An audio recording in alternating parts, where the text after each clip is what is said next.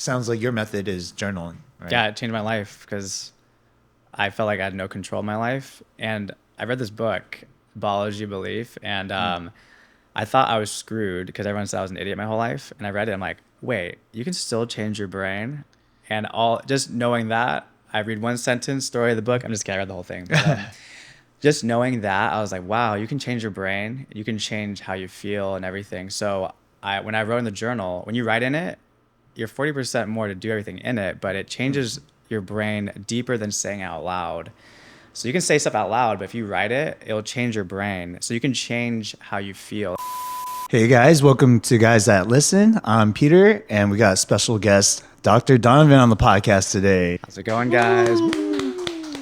Thanks for having me, guys. Of course, bro. Of course. Tell us a little bit about yourself. I'm a chiropractor, and I'm also a b-boy from the past. I still dance. And also, I just moved from Seattle about a year and a half ago. I made my new office out here in LA. Well, we're in OC right now, right? We're in OC now, okay. yes. I'm like, where am I right now? Yeah, I'm glad you can make out the difference, because some people they think OC is LA. I'm like, no, it's not. It's completely different. Yeah, it totally is. No, definitely. You said that you moved from Seattle to LA. I know we talked a little bit off the pod about how that was a career move. Yeah. Do you think prior to the day and age we're in now with social media that would have been a career move that was possible? I think social media was like a catalyst to help me change my mind to see that there's more possibilities. Oh, wow. But when I was younger, I always wanted to get my name out there somehow. So I was always trying to do something creative, like b-boying or martial arts or anything. But when I was younger, I didn't think it was really possible. And when I started doing chiropractic, I wanted to speak to the world. So before social media, I hated social media, so I never was on it. Oh. I had like ghetto profile, and I just make fun of people on there. I wonder why no one liked it, but Really? What do you mean you made fun of people on there? I'm like, no one gets my sense of humor. I was like, it's so funny. That's how I used to post. I used to post my friend doing something absolutely embarrassing. He's like, dude, if you post that, we're not friends anymore. I was like, okay, we're not friends anymore because it's so funny. But oh, really? But you posted it anyways. Yeah. Oh, yeah. so I'm still friends with him though. Me and him have been best friends since we were 5. But okay, cool. But if you look at my old Instagram, it's just the videos are just over the top, and someone's like, why is this not? How come no one's liking any of these posts? Like, people actually appreciate it, but it's just like a really bad profile. I still have it just for the memories, but any new posts? No, I don't do any new posts on there. It has to be absolutely hilarious to belong on there. It's like an honor. I only have like 100 followers on there. Only gems? Nice. Yeah, there's only gems on there. But even my old homeless life was on there a little bit, I think. Your what? I was homeless when I was going to chiropractic school. It was just bad luck the whole entire time. But that's what guided me to the mindset I have now, which was being homeless. And I posted on my ghetto profile all my homeless stuff. Oh, wow. Yeah, I have a video of it too, actually, of like, because I slept in the bathroom next to a toilet and like a storage unit, and it was just wild. It was it was only 6 months, but it was like so long for me while I was going to school. I mean, that sounds like a long time to be homeless, to be honest. Yeah, you're just crying the first 2 weeks. Hey, can we go back to that? Like, yeah. How old were you, and why was that the case? I was 23 at the time, and well, when I was in Seattle, I was like really sad and depressed on the inside, but I'm smiling all the time. And I was working at the gym from like 6 a.m. till like midnight, and I was like, did not sleep, and I was partying all the time, and I was just like not in a good mood. So I was trying to find a way to like get out of that by like trying to be something else. But I always wanted to be some kind of healer or teach people or inspire people, but I was like, I had no qualifications. And I grew up with a chiropractor, so he's like, Donovan, this is for you. Like, everyone tells me about how you're trying to help them. And then I'm like, cracking people, does that even help? Even though it helped me, actually, because I paralyzed myself in the past. But whoa. Yeah, the universe kind of guided me with different steps to guide me to how I am right now. Like, there's a whole entire path that guided me to this. Like, it starts from like when I paralyzed myself to like when I want to discover this, and then homelessness, and then all the way down. I know there's a lot to talk about. There is a lot to unpack there. I know it's hard for me to like organize this, but I wanted to leave. And then when I was sensing like, I think chiropractic is for me, but I don't really understand it really. And then so I moved to the Bay Area to be a chiropractor, like to be a student. And I just had bad luck the whole time. So someone was using my credit. I didn't even know what credit was. And it was like in the red zone. And my friend goes, dude, your credit is this level. I'm like, what is credit? Whoa. And he's like, dude, you can't even live anywhere. And, but originally, like I had a place with a Filipino family because I'm Filipino, and I thought they're gonna help me. So I had it arranged for 3 months. My mom's friend's friend was gonna let me stay there. So right when I got there, I met her and I'm like, hey, nice to meet you. And she goes, here's your room. And she goes, hey, you want to go out for one more night with your friend or something to party? She's like this party Filipino mom. Like, Okay, yeah. sure. And then like I partied and I came back and she just gave away my room out of nowhere. And it was safe for me for 3 months. It didn't make any sense. And she goes, oh, I gave away your room. And I was like, why? And I was like, I just have all my pots and pans with me right now. And then she's like, well, you can visit whenever you want. I was like, that's messed up. And then I tried to find a place and I got denied at every open house. And I was like, why am I getting denied? And I was walking to all of them because I didn't have a car either. Ooh. And my friend goes, dude, your credit is like in the red zone. I was like, what the freak is credit? And then so like I couldn't find a place for like weeks and weeks. And I'm going to school at the same time and I'm passing out every day in school. And then my friend goes, hey, don't worry.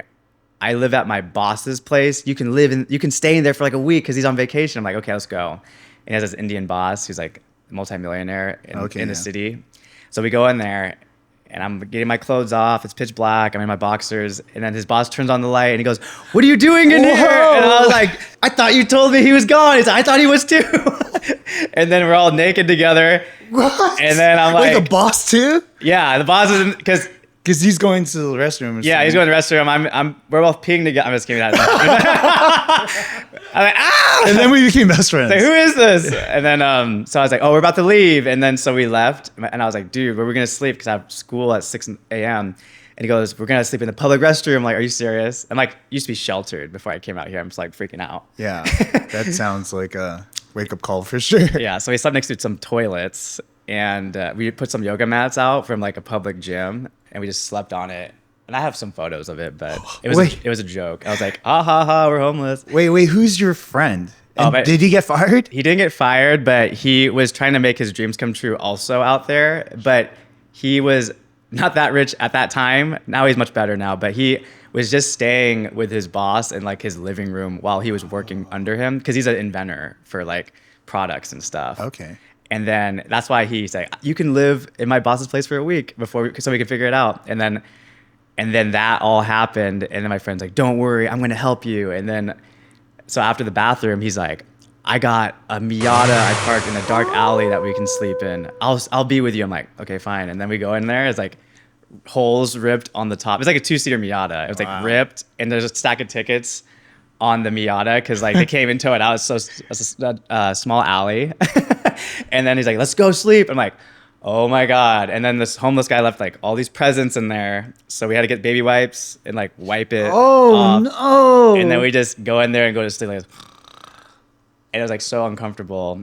And then, so that was like my new home for a while. And then we would go sleep in storage units and like I'd beg people at the restaurant. I was like, by the way, I'm a professional break dancer. If you let me stay at your place, I'll give you a show. And I was getting desperate. And I got denied like 30 times. And then I met a Filipino waitress and she was like, I'm going to make you some friends because I'm Filipino too. And then she let me stay in her RV for like a week with my friend. But they thought I was going to rob their place because they're like, why is this 23-year-old homeless? So like they would keep checking up on me. It's like, hey, you need anything? I was like, wow, they're so nice. And then later they kicked me out. But wow. Yeah. What a freaking roller coaster, dude. Why does it sound like your friend was already used to this? That's a funny thing that you catch that because he likes to struggle a lot too. So like he's been broke his whole life. He's way better now, but like he's so broke. But he used to like try to survive and sleep in like he would like rent a U-Haul and he would sleep in there and message me. He's like, hey, how's your day? And he's like crying. And I was like, what are you doing? He's like, oh, I'm sleeping in a U-Haul. I'm trying to save some money. I'm like, I would not be able to do that. Yeah. That's a friend to have. Do you think that you'd be where you are if you didn't have that friend? I think he definitely supported me a lot because like emotional support, even though I hated him the whole entire thing. He didn't even know that. Like I was like, I hate this guy. He's like, man, it's so great. Me and my best friend are hanging out. I'm like, I hate this guy. But I don't know. I feel like people come into your life at the perfect time as long as you're focused on what you really want. Mm. And I think he did contribute to me getting to where I wanted. But you know what's crazy? He actually told me to quit chiropractic college because he's like, dude, look at the statistics. You're not going to make it. And he's telling everyone at the college on the first day. I'm like, okay, just calm down. It's my first day here. No one's going to talk to me, which happened. No one talked to me for a year. Oh, wow. And because I seemed crazy when I was homeless. But he was like, Donovan, the statistics say that you're not going to make it. And I'm like, I sense this is for me. I don't even care, but I think this is going to change my life. And he's like, that doesn't make any sense. Statistics. He's like all about like statistics. I'm all about like, I sense this is going to change my life. Like we're totally like different in that way. Yeah. And then it did change my life. And then later when I became successful, he goes, I'm so glad you did not even listen to me. Your friend who invited you to sleep at his boss's house when his boss is still there, the same friend who had you sleeping in Miata, I think statistically speaking, it's probably best that you did not listen to him. You know what I mean? Funny enough. He was very confusing. He actually is confusing if you like talk to him in real really? Like that's why I like him because he just makes me laugh. I'm like, dude, this does not make any sense. But he's like still like that. He's like really smart actually. He can invent anything, and he was smart our whole lives when we were 5. I was like the crazy one that does creative stuff, and he's the one that's really smart in class. But like, he's like, when you meet him, he's like, hi, nice to meet you. And then I'm like, trust me, guys, he's crazy. Yeah. And you're like, he does not seem crazy at all. And then you'll get to know him later, and you're like, oh my God. Oh, wow. Okay. Well, that's good that you didn't listen to him. But now, after you graduated, was it instantly you saw success in it, or? When I was homeless, I started writing a composition notebook that was like 50 cents, and I was losing my mind because like we weren't sleeping at all, and like sometimes it'd be raining like crazy, and the rain will go through the car, and we're getting soaked, and that's why we had to break into storage units. And like, whoa! Yeah. Wow. Why does the story get more and more wild? It gets more wild when he's like, "Hey Donovan, let's go to the gay club." And get us a home. And I was like, oh my God. What the hell? So, you know, it's funny. I'm sheltered back then. And he's like, comes up with all the wild ideas. Like, we are not doing that. 10 minutes later, let's do it. Because we're like dying. Yeah. So like the first one is like, so like there was a drought at the time. And then all of a sudden there's a rainstorm. And then all the rain was going inside the Miata, and we're getting soaked. And then all of a sudden, the Miata's gas was like, there's something wrong with it. So we're smelling gasoline inside the car. And he goes, dude, we need to sneak into the storage unit. And I'm like, we are not breaking into a storage unit. And then we're like soaked. Let's do it. I recorded it. But whoa, no way. Holy shit. Do you remember where that storage unit is? It was somewhere in the Bay Area. I think it was like, I don't remember because we lived in every city. Like we lived in Berkeley, Oakland, San Francisco. Like it was a traveling home. I forgot. Maybe in the East Bay. I totally forgot. But like he would remember. He's a super genius with that. But we like jumped over a fence and like throwing them blankets, and they're like soaked. And then we like press all the buttons on the thing, and we're like trying to break into the storage unit. And there was like loose locks, and we opened it. And then we just go in there, and he tapes it closed because there's security. They were like sneaking around, and I'm like freaking out. Yeah. And I was like, I can't sleep. And he goes, well, this is better than the car. I'm like, you're right. And I'm like just awake the whole time, like closing my eyes. And I'm like, 4 hours later, maybe we should leave. Yeah, let's just go. So we would just stay in the storage unit for like 4 hours at a time. We only slept for like, we didn't even sleep actually, like for weeks. And we had to like shower in the Starbucks restroom because we didn't have a shower. Like I completely was broke. And then we went into the Starbucks restroom. He would like put that thing all the way on hot, and he'd go like this. And then he'll come out in a towel. Donovan, get in, it's hot. And all this steam comes out of the public restroom. And like, all right, I'm going in. And I'm like going like this. And then my socks were like getting moldy. And I had these brand new shoes that got all messed up from being homeless. So I put like a stack of Starbucks napkins in my shoes. And I'm like, Donovan, you are a genius. So everyone at my school thought I was insane because they see like napkins hanging out of my shoe. And like, I had like this mullet and a backwards hat every day, and I didn't change my clothes at all. Like, holy cow! And I just passed out every day in class. So everyone's like, this guy does not want to be successful at our school or something, because everyone's like kind of uptight, kind of in my opinion. Like they're just like, we're trying to be successful, but this guy, let's not hang out with him. So that's why I didn't talk to anyone for like a year there. But I have one more story I never mentioned. Oh, go for it. So this is a wild one. As if the other ones weren't. So my friend was like, hey, Donovan, you know, it'd be a great idea. We should go to the gay club. And I was like, yeah, let's go. Actually, I didn't say that. Now I would say that. But back then I was like, for the gay club for what? And he goes, we can have someone buy us a hotel. And I was like, dude, that's not going to work. So we go, because I'm like, I'm desperate here, anything. So we go to the gay club, and then we're partying, like, yeah. And then he goes, one of us has to be gay or something. And it's funny enough because he pitches it to you. He's like, one of us got to be gay. Yeah. So he's like putting it on you, I'm assuming. Well, we actually had a third guy with me, but I don't like to put him on blast because he actually betrayed us, and he probably doesn't want to hear this online. Okay. He lasted like 2 weeks, and then I always never mentioned this, but like we used to sleep in his car for 2 weeks, and it was like 5 seats, so it was amazing. Okay, that makes sense. And he was crying after 2 weeks at a restaurant. I recorded it, but we got lost the footage, and he goes, I can't do this anymore, man. And I was like, it's not that bad. We haven't showered in 2 weeks. It's not too bad. And we're like, he's like, I'm not gonna ditch you guys. I'm like, great, don't ditch us because you're our only home. And then he ditches us the next day and blocks our phone numbers, took all our stuff, and never came back. Let me step back. Before that, we went to the gay club a week before that, and so he was the one that had to be gay. Maybe that's why he left us gay. You're like, this is the last time I'm ever listening to you guys. So what happened? Okay, so we're at the club, and it's us three. And well, they thought we were all gay actually, but one of us had to be like the freaky one. And then so this guy comes up to us like, I'm a virgin, and I'm like, great icebreaker. We're homeless and we need a home. And I was like, we just jumped right into it for the first person who came up to us, because you know everyone comes up to you immediately when you go there. They're like, we don't do that, okay? So and then I was like, nice icebreaker. And then my friend goes, yeah, we're homeless. And the guy goes, oh my God, at the bottom of my heart, I'm going to help you guys get a hotel. And I'm like, thank you. And my friend, Nicholas, he's the one the crazy guy I'm talking about. He goes, it's quite all right. No, you don't have to. And then the guy goes, no, I want to help you. And he's like grabbing me. I was like, yeah, just accept the hotel. And then he goes, and my friend goes, it's quite all right. He's playing hard to get. It's quite all right. You don't have to. And he goes, no, I want to help you. Like, just take the damn hotel. And I'm like freaking out. And I was school the next day. And then so we go to the hotel. The guy pays like $500 for us to stay there. Wow. And then I'm like, well, thank you so much. And they're like, oh, I thought, and then he goes, oh, I thought I was sleeping the night too. And I was like, yeah, sure. You bought the hotel. I guess you can sleep with us. And then there's a total stranger. And I talked to Nicholas and I go, you're sleeping next to him and I'm not.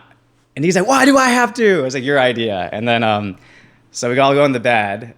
It's like too inappropriate for on TV. But, so I go on the bed and I'm like sleeping on the side. My friend Nicholas over here. And then it's the other guy. And then our new friend that got us a hotel. And we're all sleeping together. And I'm like, this is really awkward. And then 4 hours later, it's always 4 hours. Can't even survive. Let's just get out of here. And then we all just left and like, just left that guy there. Holy cow. And then I was like, phew. Well, that was relaxing. That was our first bed in a while. And then it's crazy because years later, so when I blow up later in Seattle, it's during the pandemic. We all had masks on. Mm-hmm. I go to my first patient. He flew to me from wherever, because people started flying me later, like consistently every week, so it was normal. Mm-hmm. And I go, hey, nice to meet you. We already met. Takes off their mask. It's the person way. who took us in. I was like, no way. It's like, you flew all the way here. I haven't seen him in like 6-7 years or something. I was like, what the heck? And then they're like, yeah, I saw you online. I want to support you. I'm like, thank you. So we all took a picture and I sent it to my friend Nicholas. He goes, no way. So that blew my mind because I never saw that person ever again after that day. And I was 23 at the time. And I was like, the wildest thing. I know. I can say a lot, but like, those are some memories that were funny to me. I mean, holy cow. That blows my mind. We were talking about how small the world is, and you're telling me something like that. Yeah. And then, so what happened after you got through college or school? You stayed up in the Bay, or did you end up leaving? So when I was, like a year after being homeless, I was so like kind of traumatized that I was just like, I don't want this feeling ever again, that I'm going to be so successful right when I get out of here. And I wrote it in my journal. So I was writing my journal in the Miata, the 2-seater. Yeah. And I hated this guy. He doesn't even know that. He probably watches this. And I go, oh, I hate this guy. I'm going to change my life when I get out of here. And I'm like crying. Holy cow. And then, And then, so I was crying and I was writing the journal. I was like, I'm going to be successful. And I was manifesting. I didn't even know what manifesting was until like I actually built my office. So I was like, oh my God, you manifesting. Like, what hippie stuff is that? Just kidding. Yeah, you're like, what's manifesting? What's credit? Yeah, what's credit? I don't know anything. And I was writing my journal and I was like, I don't even want to work under anybody. I'm going to work for myself. I'm going to blow up. So I wrote down every single detail of what was going to happen in the future. Oh, wow. And I was asking myself questions like, what is required? Like, I have to be an expert at marketing. I have to be an expert at talking to people. I have to be an expert at business. And I lost my ability to talk when I was in school because I was homeless and I was like, everyone's judging me. So I didn't talk at all. So I couldn't even make any friends for a while. Wow. And I was like, I got to be an expert at talking. So like I manifested like a whole list of impossible stuff. And I was like, people are going to fly to me. I had that in there, which is impossible.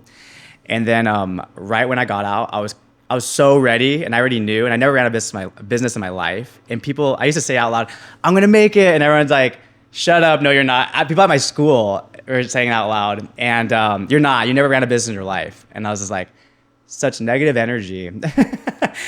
And then right when I got out, I blew up. And I blew up in a corner of an old tax office because I couldn't afford anything. And everyone started flying to that tax office when I started in there immediately after 3 months. And then everything just came to reality better than I wrote in my journal. So it was like the wildest thing to me. Wait, how did that happen, though? How did you blow up? So when I was in the Bay, I was teaching myself how to do all these things. I was subconsciously training myself. So I would meet people on Instagram. I was like, hey, you want me to give you a fitness workout? Or hey, you need help with anything? So I was like meeting up people who had similar interests to me. And I was helping them, and I was building a community in the Bay Area. And then so that's how I did old school style. That's how I first got my name out. Because I'm not famous on social media. Like I was getting 2 likes and I'll lose 3 followers a day. I'm like, come on, you guys are my friends. And then after that, I started meeting people who were killing it with social media. Like I was attracting like chiropractic, like my breakdancing was attracting chiropractors that also liked breakdancing. So they'll be like, dude, let's hang out. Like they see me on my Facebook breakdancing. Yeah. So you're a chiro student, let's hang out. And they'd all teach me different things about like, you should be doing this and you should be going on social media. So like the universe was like guiding me to these people who are experts in all these different things without me even noticing. And I was like really naive and I didn't really know anything. And I was like, I really look up to these guys. Like I'm going to do what they say. And after I did that, I went to Seattle and I was planting seeds everywhere. I was teaching everyone for free how to be healthy everywhere I went. When I was just hanging out at the club, I was like, you should be taking omega-3 because you're inflamed in the membrane with that alcohol. And I planted seeds everywhere. So like everybody was talking about me. So I had like 3 people see me. ABGs. I'm just kidding. But they were. Fair. So I worked on them. They're like mind blown. So they were referring all the ABGs to me. I don't even do ABGs anymore, but really, yeah, I work on people who are like dying now. But gotcha. So they were referring like crazy to me, and then later I kept posting online, and I kept planting the seeds all over Seattle, and so everyone basically knew who I was. So everybody was coming in based on referrals at first, and then all of a sudden like social media was blowing up for me while everyone was sharing me in their story like crazy, like every day. And then it blew up, and then people started flying to me. I'm like, and they go to the ghetto tax office. I'm like, I know what you're thinking. You flew all the way from Florida for this. And my table is this small table in the corner, like over there. And then there's a whole tax office. And as I know what you're thinking. And then when I work on them, they're like, wow, it was worth the trip. And I was like, okay, thank goodness. I was like, wow. Only in the Bay could you do something like that where you could be homeless and successful at the same time. That's pretty wild. Yeah, and training for that. Your marketing plan kind of makes sense during that time too, because I don't know, this is just me, my perspective on things, right? I feel like in social media, especially for anything related to health and doctors, they do really well with like attractive women, right? So like if you're getting ABGs, like, you know, the clips that you have, you get ABGs coming on, you're working on them, they probably have a lot of followers. Yeah. And if they share something like that, you're probably gonna get some kind of traction at least, right? Yeah. So that works out perfully, especially you're initially. Yeah. That's what I originally thought. Really? So I would like post like ABG back to back. I just got lucky that it was all ABGs only. Yeah. And girls refer more than men. Oh, really? Yeah. They're like, oh my God, girlfriend. And they like to spend money. And they're like, we do not like to do that. But it seemed like they do. So like I noticed a lot of girls and gay men like to come refer all the time. And so that's how I started. And then later I was like, I trained all these skills to work on any type of person who's like in severe pain, but I'm not working on people with severe pain. I'm just helping them with like, cause I muscle test emotions and like energy and stuff. Oh. So they like that too. So like, that's my main chiropractic technique. And then, that's what they're into. So like I can muscle test like your emotions. That's just a whole nother story. Okay. Yeah. I'm probably gonna have to ask you about that because I'm curious too. Yeah. Later I was like, man, I really want to work on people who like actually need help. But it was like, you know, when a new restaurant comes out, that's how everyone was talking about me. He's like, you got to see this guy. And that's why like there was a party inside my office like every day. Wow. And then later I was like, man, I know how to work on so many different type of patients, like patients who are like severe mental and like emotional pain and all that stuff. And that's like my main technique, but I couldn't do it for a while until I went to LA. And now that's what I mainly work on. Oh, nice. Which is what I wanted, even though everyone's like, oh, I only want to work on girls. And I was like, I actually want to work on people who I need to change their life and help them get back with their life and help them discover who they really are and have a good mental and a good body with no pain at the same time. Oh, dude, full circle. Yeah. So at what point did you stop becoming homeless? So after 6 months, I got offered a garage. So me and my friend moved into a garage and we had to share a bed. And everyone in the house didn't like us. And we were still broke. So we had like a fruit garden in the back and we used to eat it every day.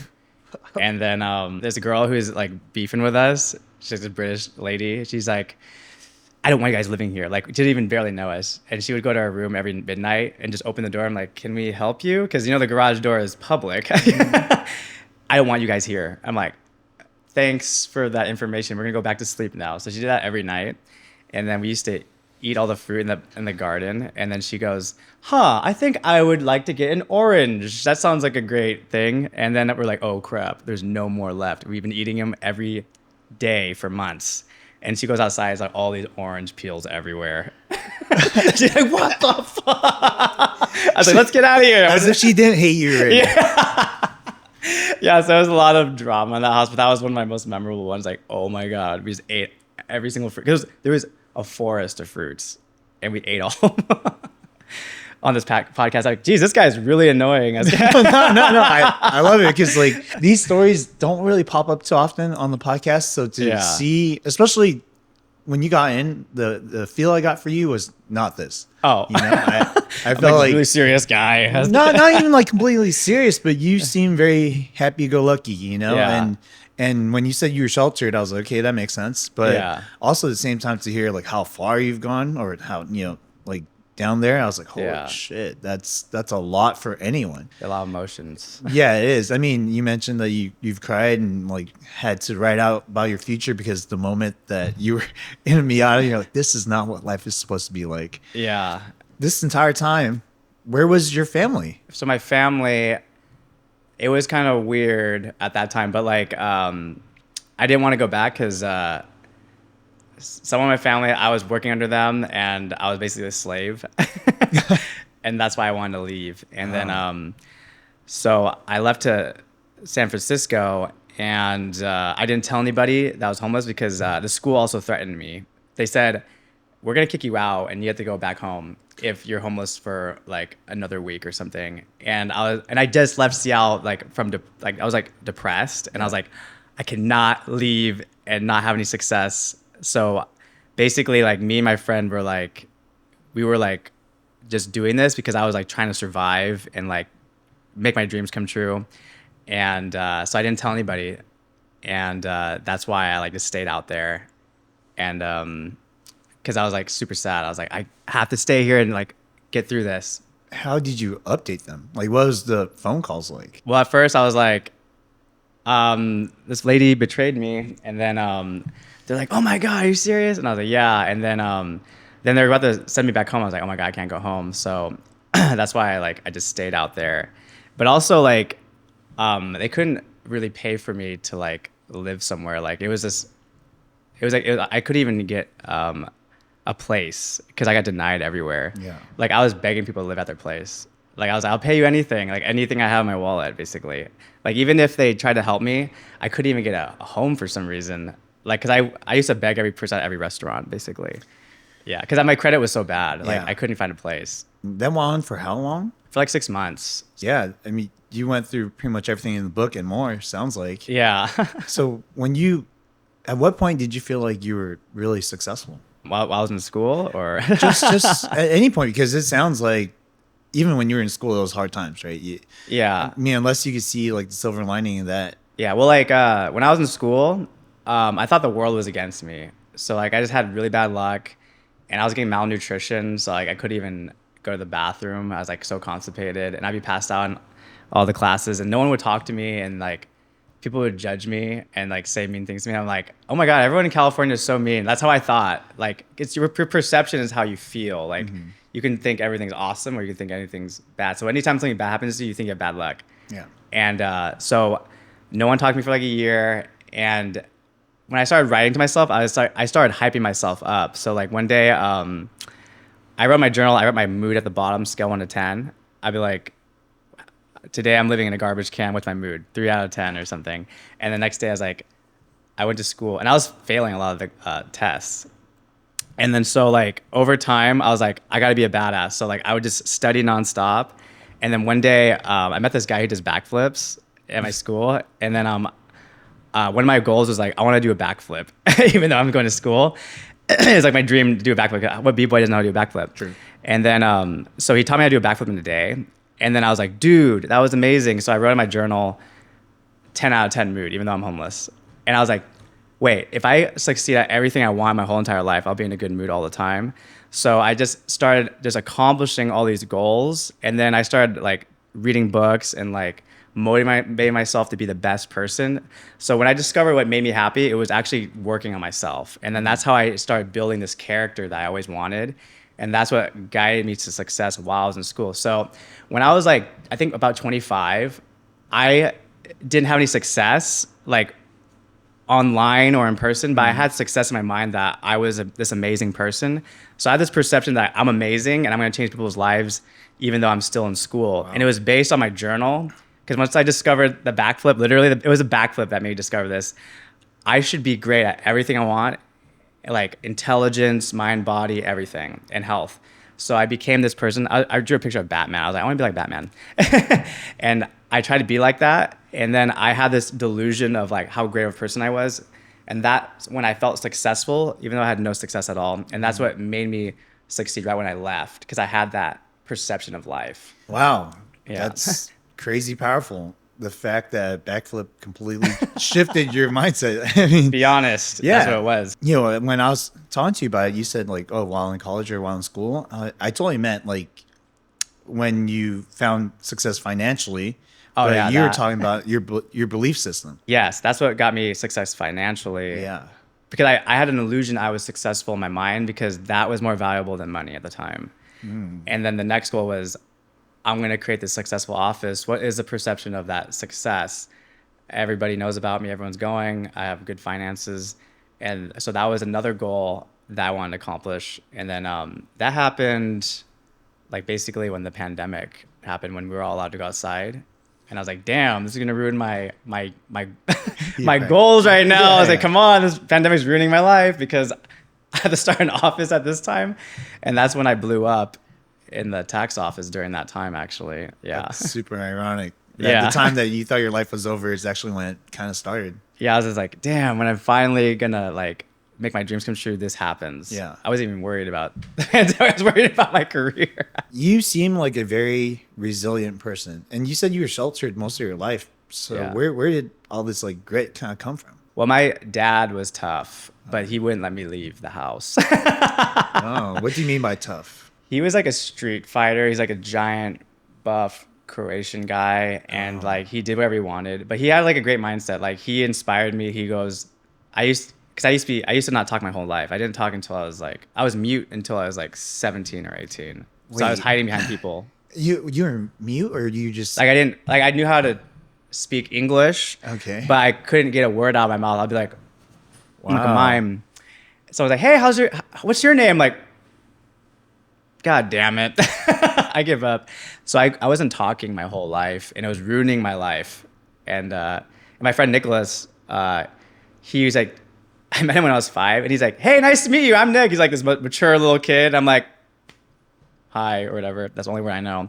You want to be best friends? Like, sure. Like, that was the easiest best friend I ever made. And that's the only friend I kind of had. And I had like others over time, but Yeah.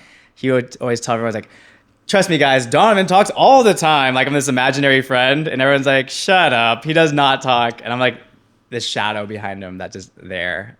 Wow. And I'm like, wow, I feel like I have all this potential, but I can't because I'm in the matrix. Like, I can't control my whole life. So I was like always really low energy mood every day because I can't speak what I want to speak. So Is that why you were depressed too? that was also controlling my life because I just learned how to talk at that time. But like also like I didn't have like I probably appeared confident once I started talking. I started b-boying because b-boying was the gateway for me to like interact with people because I was like, wait, b-boying, you don't have to talk, you just have to dance. So that's why I did it because I wanted to do something cool so people could notice me. And I thought it was so cool. And I was like, wow, if I learn how to do those cool moves, I'll be happy for myself. Like that would be the game changer for my life because I can't control my life. So that's why I got into b-boying. And then people started talking to me like, whoa, my God, it's so awesome. Because I was winning little new jack jams. And then they're like, oh my God, that was so awesome. And like, oh crap, he's talking to me. Thanks. Phew, that was a close one. And I started like kind of talking gradually over time after that. So after like 18, I was like talking like full on. Whoa. So dance kind of saved your life, huh? Dance created my whole life because 14, I paralyzed myself breakdancing and I couldn't move because I bent my spine in half when I jumped into a handstand and I couldn't move. And my dad found me the next morning at 10 a.m.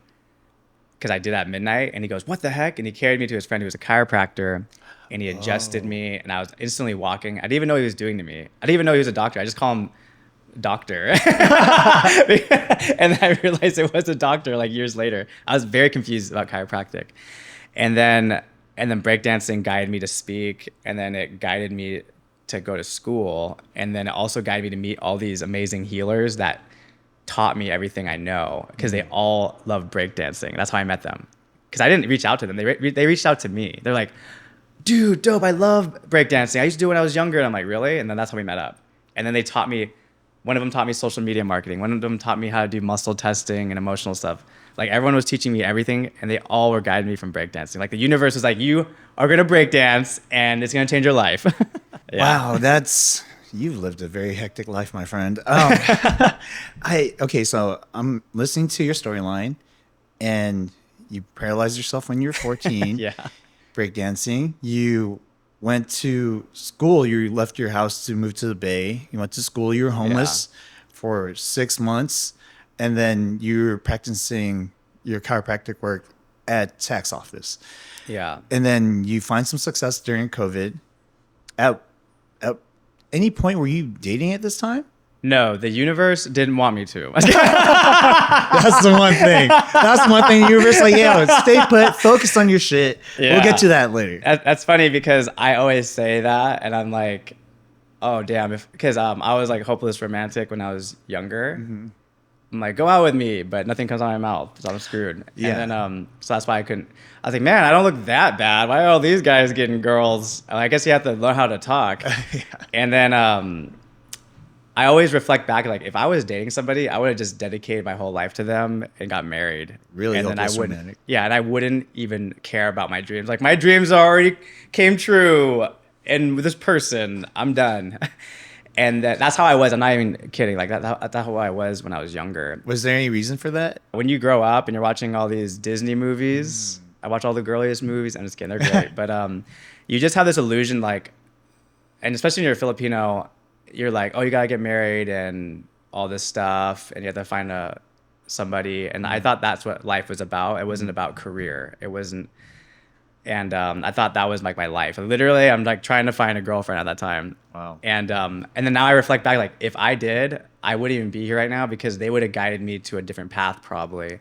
Like they wouldn't have guided me to what I wanted. Yeah. Like I didn't have this ambition when I was a little kid. I had this ambition that I wanted to speak and be happy, and that's it. That's all I wanted. Yeah. And then so I'm glad it never worked out. When we were homeless, we were getting desperate too. Like me and my friend were like, let's go to a bar, and we're not even dressed hot at all. And then we were sharing a shot because we couldn't afford it, and we're like going half. And it's like, how do you feel? Like, do you feel like talking to anyone? Like, no. Wow. So like we were both like trying to talk to girls at the time. I was like, And I wrote my journal, like, I'm done. I'm not going to talk to anybody right now. I'm going to focus on my life. And then when you focus on yourself, you're happy. So you don't really need anybody.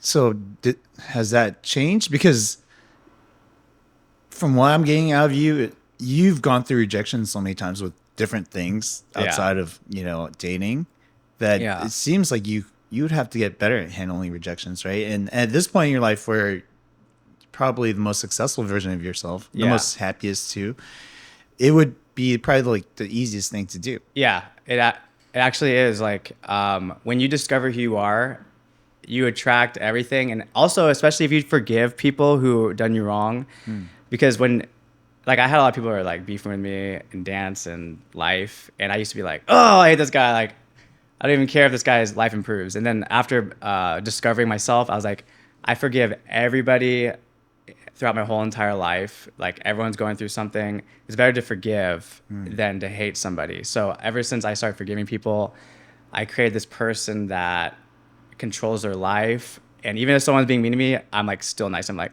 great day. How's it going? And ever since that, I feel like literally like the Matrix. I feel like I'm not in the Matrix. I feel like I'm in control of my life. I'll just walk everywhere in a good mood, and I control the situation. And people are just attracted to that in general. Like, people want to work with you. People like want to go out with you. Like, literally, you attract everything. That's like the secret to life. Like, if you discover yourself, you attract whatever you want. And that's why the confidence is there now. Back then it wasn't.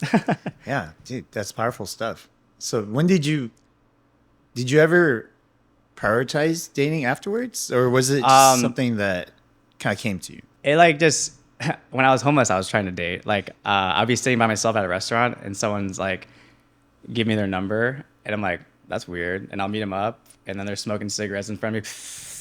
And I was like, hey, nice to meet you. I'm like, oh, this is my date right now, smoking in front of my face. So I was like attracting a lot of weird people at restaurants. Like, people were attracted to me when I was homeless. Yeah. But I was attracting the wrong kind of people. It was like your energy at the time? It was my energy at the time. And so I was attracting like weird dates all the time. And I wasn't attracting who I wanted to be with, basically. I was attracting like girls, but I wasn't attracting like what I wanted. It was like probably a reflection of myself at that time. Is it more accurate now, you feel? Yeah, it's more accurate. Like, I attract like more energetic people who want to get successful. And but it's wild when you go to an environment, like I go back to Seattle, I'll hang out with some people from my past.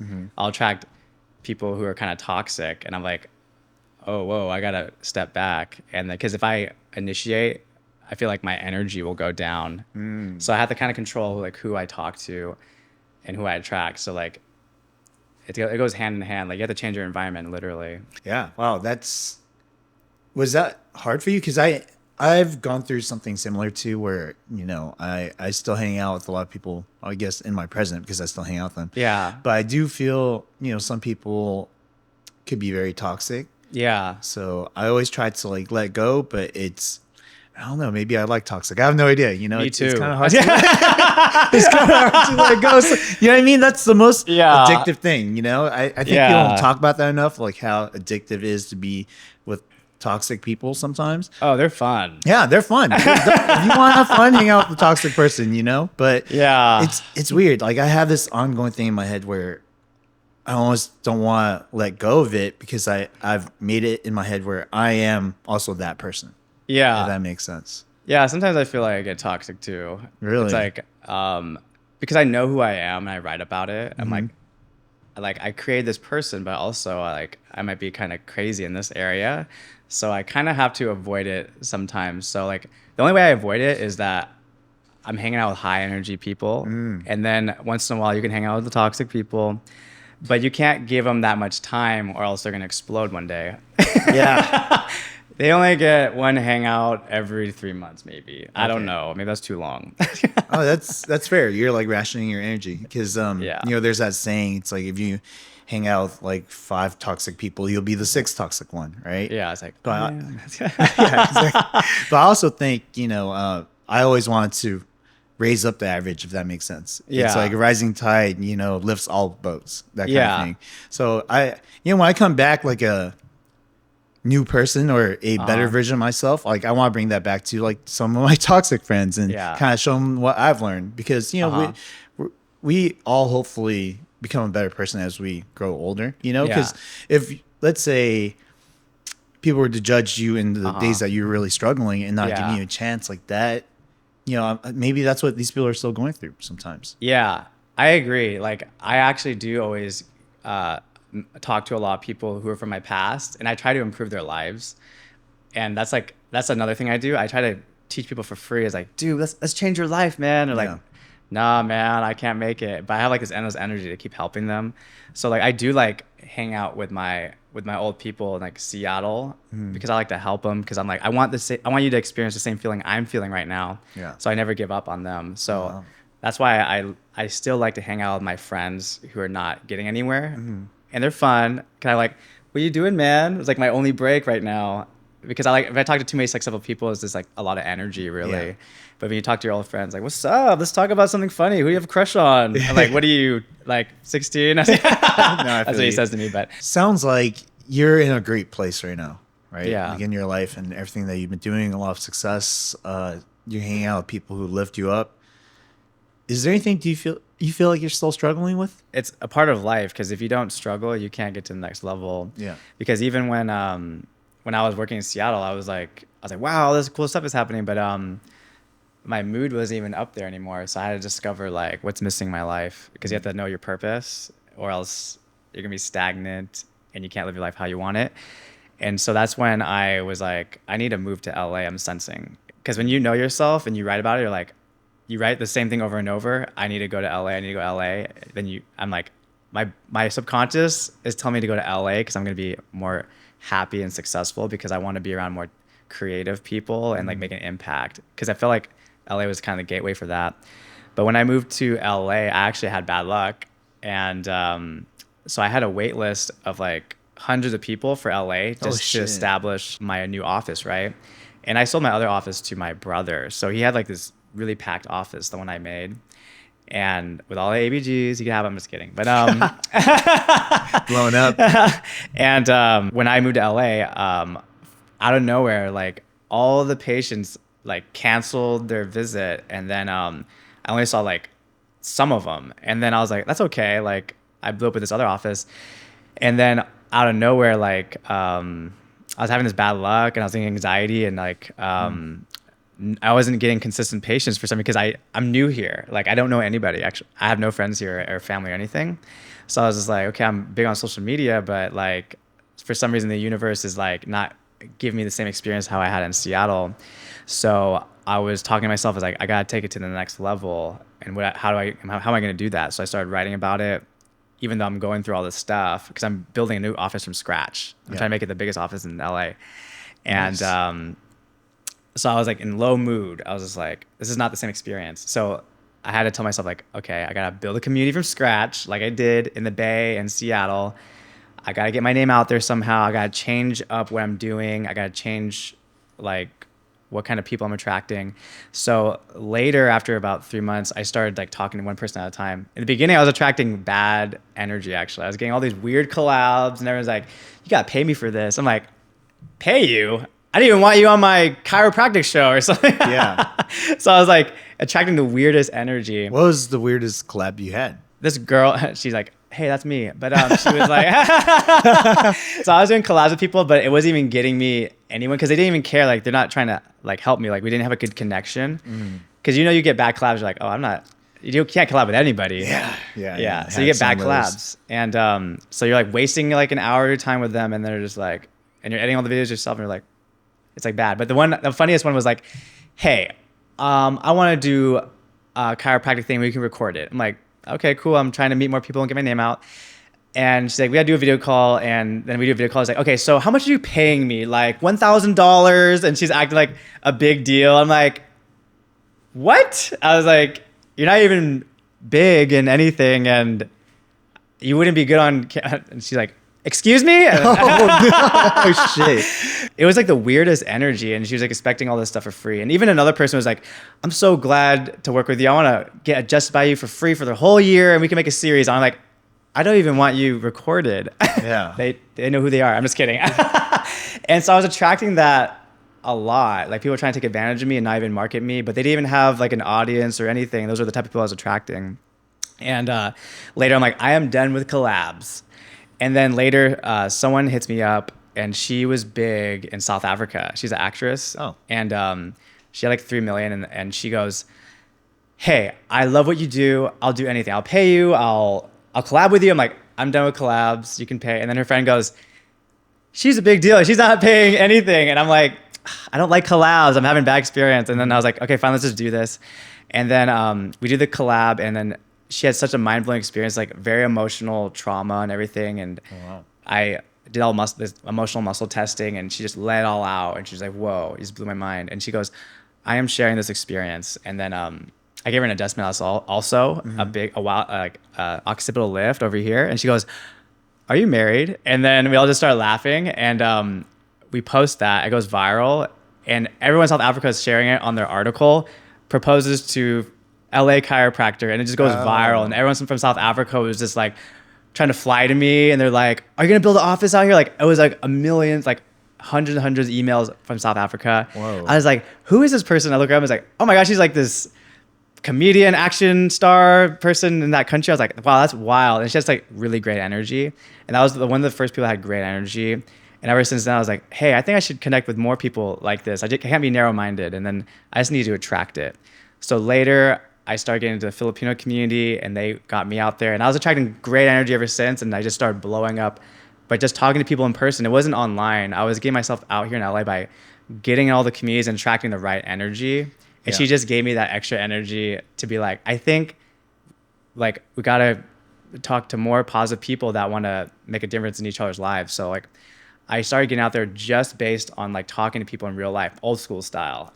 And it blew up online like 8 months later. And then my office just blew up in LA 10 times it was in Seattle. And I'm just like, the universe was testing me because they want me to feel like crap to get to the next level, because I thought I was already there when I was in Seattle, but apparently I wasn't.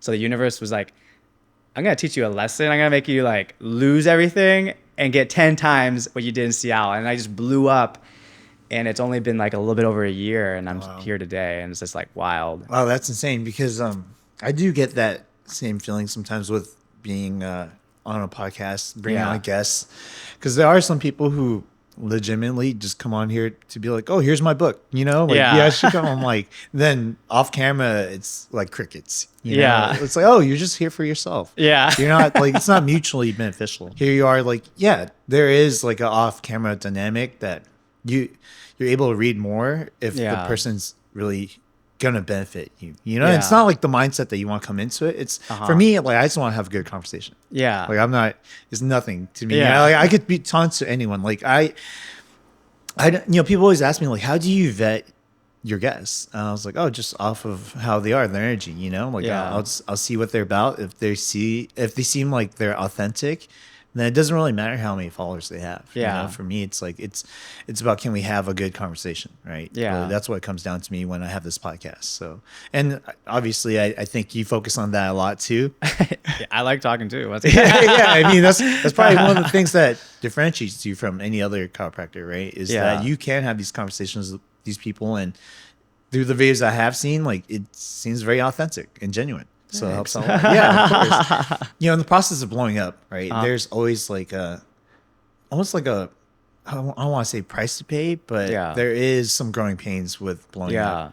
Was there anything, like, once all those people started flying in and, you know, all these reposts and virality hit, was there anything that you had to deal with that you didn't have to deal with before because you 10x'd your office? A new experience was like being in another place. So like I was actually having high anxiety, and I didn't want to leave my home. And but the struggle was like, Donovan, go outside. And then so like I'm talking to all these people, but like I was losing who I was actually. Like I was, to be honest, like I was like this very confident guy in Seattle. I was traveling everywhere, and then when I come here, I'm like, I feel like I'm that guy that was homeless. But I'm not. I'm doing way better. I actually have money this time, but like I felt like that guy that was homeless because I'm like losing myself because I'm like in a different area. I have no friends and stuff. And then I was just like, I gotta get the journal and like create my life again all over. And I was like, but I did sense like my life was gonna change because I've done it. But then you're in that feeling like it's not right now, but eventually it's gonna come.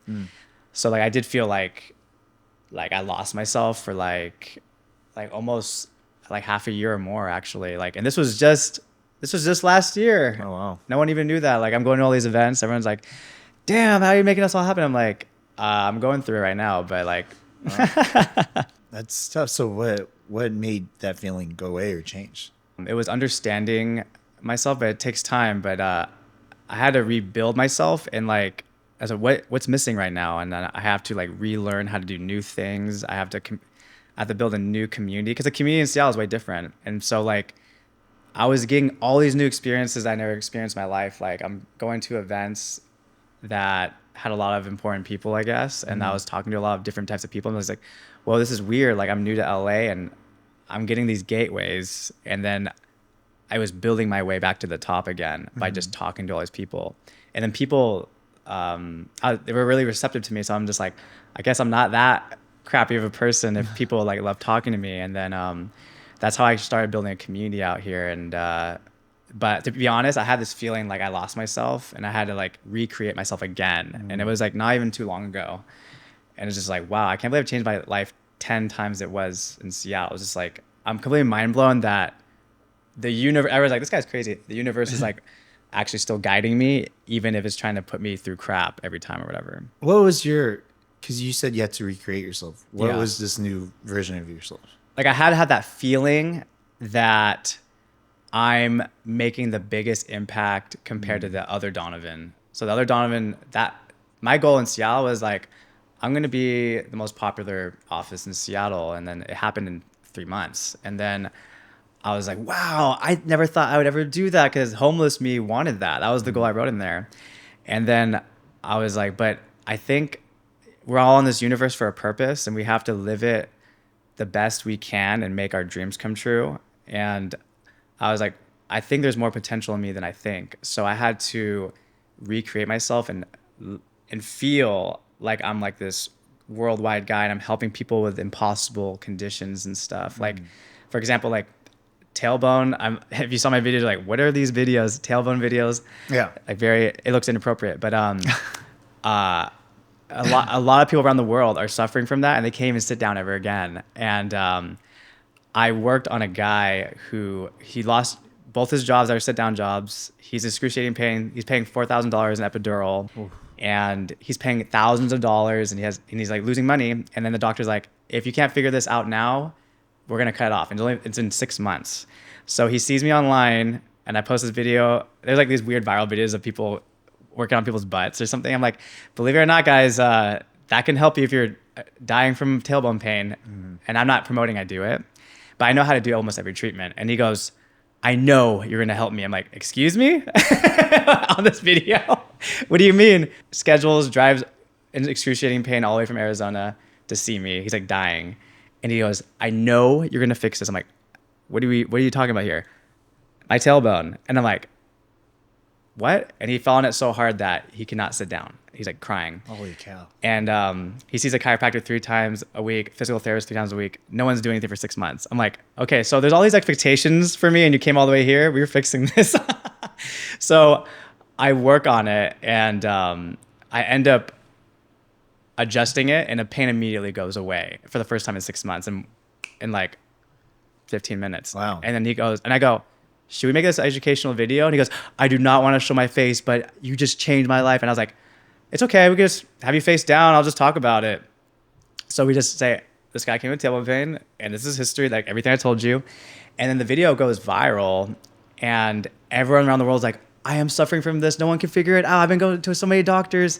And he responds to all the comments. He's like, he changed my life. And I was like, damn. And then he's like, I want to come back and do a testimonial with my face. And I'm like, seriously? Wow. So he comes back all the way from there, drives back. We make a video with his face. He's like relieved of his pain. Video is still going viral. So everyone around the world is flying to get their tailbone worked on. And it's back to back my office.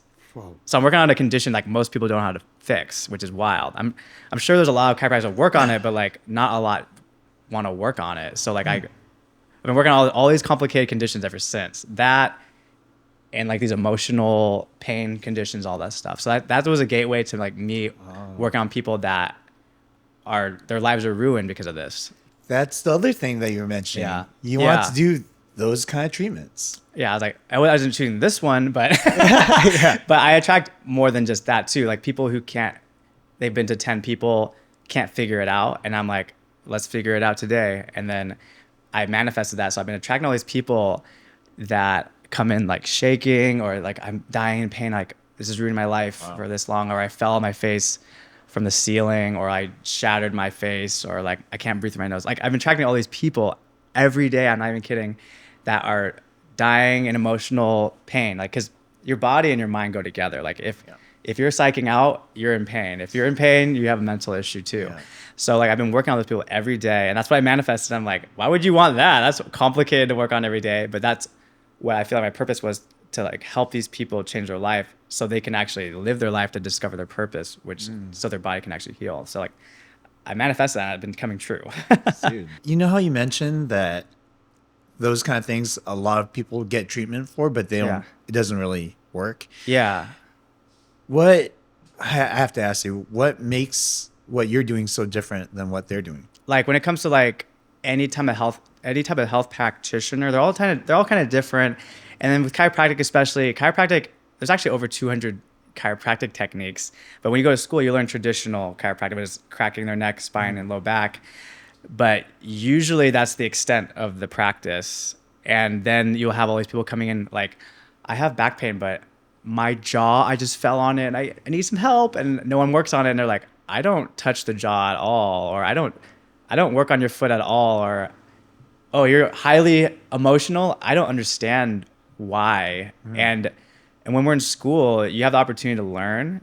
So you can understand like what could be exacerbating emotions. It could be mental too. It's usually mental, but like, are they deficient in magnesium, glycinate, vitamin D, omega-3? Those all have to do with your emotions. And if you're deficient, it'll exacerbate your emotions. So maybe like if someone had a concussion, when you have a concussion, it changes your personality over time. Just one from when you're younger. Oh, wow. And it changes your personality over time. You get more angry, more sad, because it changes the shape of it. That's why a lot of MMA fighters and football players, they're secretly sad, they get angry, abusive, or suicidal. So if they change their life, they got to take more than 3,000 milligrams of omega-3. And that's Yeah. the basic thing wow. they should at least do. So I kind of like help these people in a way that I'm helping with their overall lifestyle. I take their whole entire history and I'm like, what are you eating? Like, are you moving? Like, what was your past trauma? Like, what happened in your past trauma? Like, they'll tell me like their childhood, like my dad abused me, and that's why they're in pain or something. Like, I'm doing investigation to help them figure out their lifestyle, and I teach them how to live their lifestyle when they leave, because I have to give them as much knowledge as possible to change their life, and then I do all the hard work, and then they do the rest of the work to change their life, and that's the difference I feel like between me and another chiropractor who's just you're on done. your way, yeah. I think it's gonna heal you, or something. I noticed that you mentioned you talked a lot about like the universe, Yeah, but your work is in chiropractic. yeah. What do you think about holistic healing? I love holistic healing because your body heals itself. Like when you have more knowledge about how holistic healing works, you're just way happier, because if you give in, if you don't have the knowledge, you won't understand like why you feel that way. Like healing yourself with food, like you shouldn't eat processed foods or inflammatory foods. It makes you have high anxiety and pain. Like there's that first thing. And and healing holistically, like I wouldn't even recommend pain medication or surgery. That should be the last option. No one even, for some reason, like everyone doesn't think that should be the last option, because usually that can cause problems and you're going to just rely on it. If you figure out what actually caused your symptoms in the first place, you'll feel like the most amazing person in your life, and you're going to tell everyone like, be healthy. Like that is what holistic healing is about. Like your body heals itself. You just need to know the answers, and it's confusing because no one talks about it. Yeah. So it was recently he just, prior to a couple of days before, he sent me a text message like late at night, Yeah.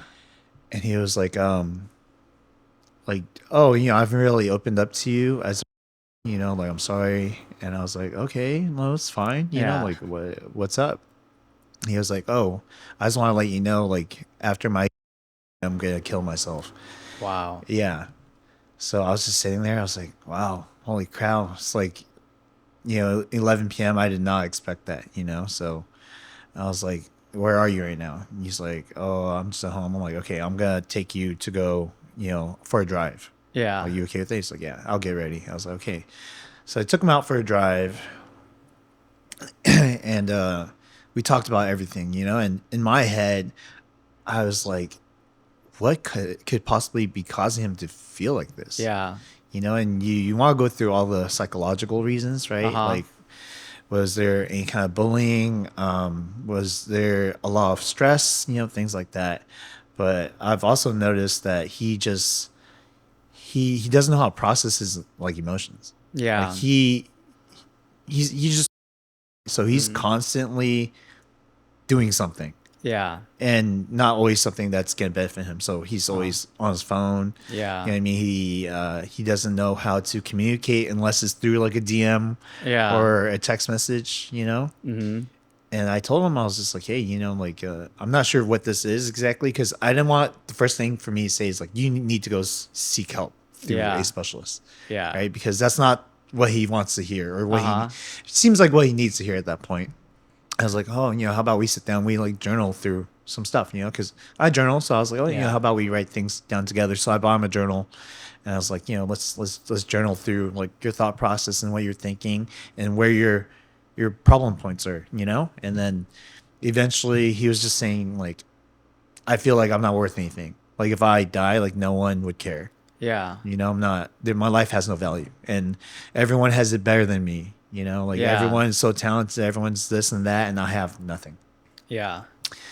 But yeah, I eventually landed on the idea that like is because his value is linked to other people's opinions Mhm. versus like the way he sees himself. Yeah. So we wrote down like all the things that he actually likes about himself, and then he would compare himself to someone else. Yeah. And I was like, it's not here. It's, you got to look at the whole picture. It's not apples to apples, oranges to oranges, because then you always get compared people, and he's always comparing upwards, meaning he always compares to someone who's better than him at whatever's, Yeah. but not the overall picture. It's Uh-huh. like, he's a better skater than I am. He's a Yeah. better at school than I am, like Uh-huh. whatever it is. But I'm like, but can they do all these other things that you specifically can do? Yeah. And he was like, no, I guess not, and it made him feel better. But in my head, it's still worrisome as a person who's has seen a lot of suicides, or Yeah. not seen, but, been around friends who have committed suicide.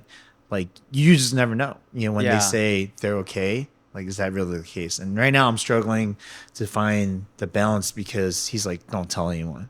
Yeah. Right. And it's like, I have brothers and sisters, mom and dad, and he's like, don't tell anyone.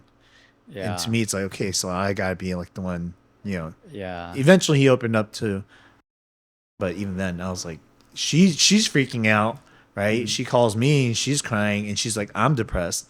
I'm like, shit, what are you depressed about? Like, he wants to kill himself. I'm like, oh God. So Just keeps then, adding. yeah, and then she's like very highly religious, so she's Yeah. like, she's got the demon inside of him. Like, he needs to, get that out of him. He needs to go to Yeah. church more. And I'm like, I don't think that's gonna help. There's a demon in there. Yeah, there's a demon in I've there. heard that a lot let's too. yeah.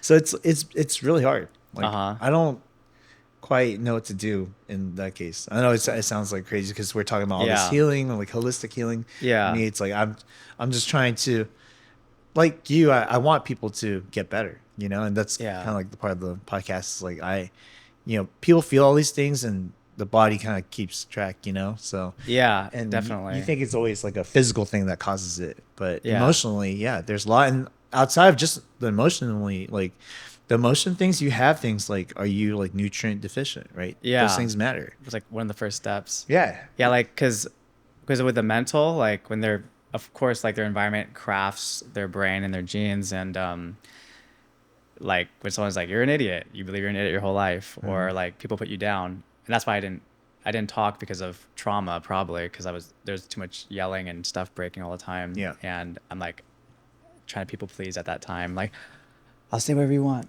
And but for that kind of situation, I did attract a lot of people who are suicidal in my office, and it's so weird because almost every single patient I had is like that.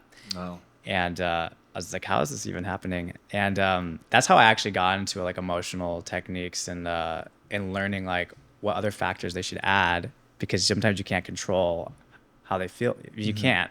And that's why it's good to see a therapist, because they teach you these techniques and they talk to you about it, and it kind of recrafts the pathways in your brain to help you guide yourself to not do that kind of stuff. Yeah. But like if you wanted to help him in the simplest way, you're like, hey, you got to take 3,000 milligrams of omega-3. I'm not even kidding. Like that may like change his life, especially if he's still trying to live life every day. Like if he takes that and the magnesium, the vitamin D, those are all associated with emotions. And usually almost everyone's deficient in all that. Because if you're deficient in vitamin D, your brain shrinks and it makes you depressed. That's why a lot of people in Seattle are toxic. I'm just kidding. But, and then magnesium is also associated with depression. And that is the only way for vitamin D to absorb in your body. And then omega-3, if you're inflamed in the membrane, that causes suicidal tendencies and anger and abuse. And so those simple things could change someone's life if you just say, hey, like, you should take these. And it did change a lot of people's lives I know in the past that were suicidal, and they just took that and they feel way better. And you can even ask, like, that's why I always ask past history, like, hey, like, we've known each other for years, but like, what happened in the past? Like, people were bullying you, or did someone hit you in the head? Like, you got beat up as a child, and like, that's changing your brain. So like, all that stuff is really important to change someone's life, is just adding something simple and also talking to them, but like trying to help them go to rehab is sometimes tough, because I've done that with people in the past and they won't even listen. They're just like, I'm not crazy. And I had family members who lost their mind, because I related to a lot of people that are kind of crazy, and because they are inflamed in the membrane. And then that's another reason why I got into like passionate about concussion patients and people who get emotional.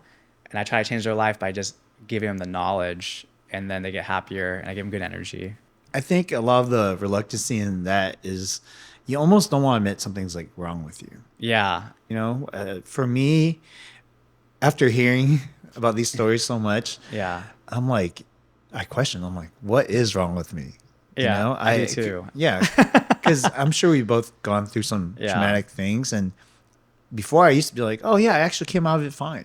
Yeah, I'm like, did I really though?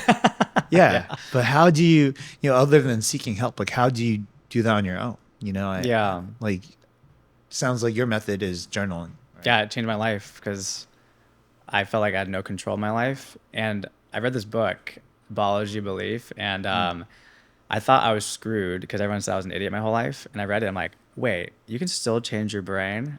And just knowing that, I read one sentence, story of the book. I'm just kidding, I read the whole thing. But, just knowing that, I was like, wow, you can change your brain. You can change how you feel and everything. So when I wrote in the journal, when you write in it, you're 40% more to do everything in it, but it changes your brain deeper than saying out loud. So you can say stuff out loud, but if you write it, it'll change your brain. So you can change how you feel. Like I didn't used to be like this. I used to be like boring as heck, and I didn't talk. And then I changed everything about me, literally, like every aspect of myself. So like, that's why I think everyone should journal, because they can change their life. They just have to understand like why it's important to journal, or else they won't do it. Like, why is it important to eat omega-3? No one's going to do it unless there's like this crazy purpose behind it. And then you're like, it makes you rich. And this kid, that's not it. But I think in general, too, people give such vague advice where it's not actionable. Yeah. But things like when you say journal because you're more likely to do it. Yeah. I think that rationality, people understood that. They're more likely to do it. Yeah. You know what I mean? Like you hear so much where people would say things like, oh, you're depressed, just feel better.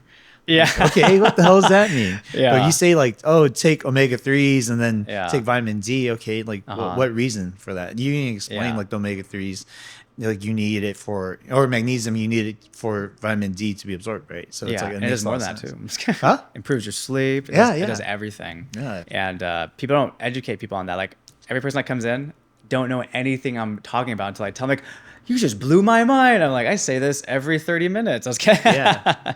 Yeah. So it like changes people's lives when they do it. And it changed my life. I never miss a day of not taking these. Oh, wow. Because I used to have high anxiety and I thought the world was against me, and I'm like punching things and angry.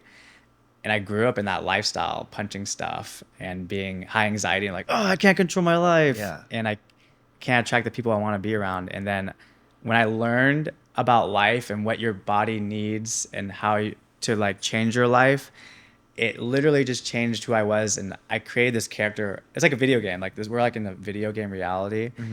You should choose your character. You can't just choose a random character. Like, I'm screwed. My character doesn't have as much stats as yours. That's why you're winning.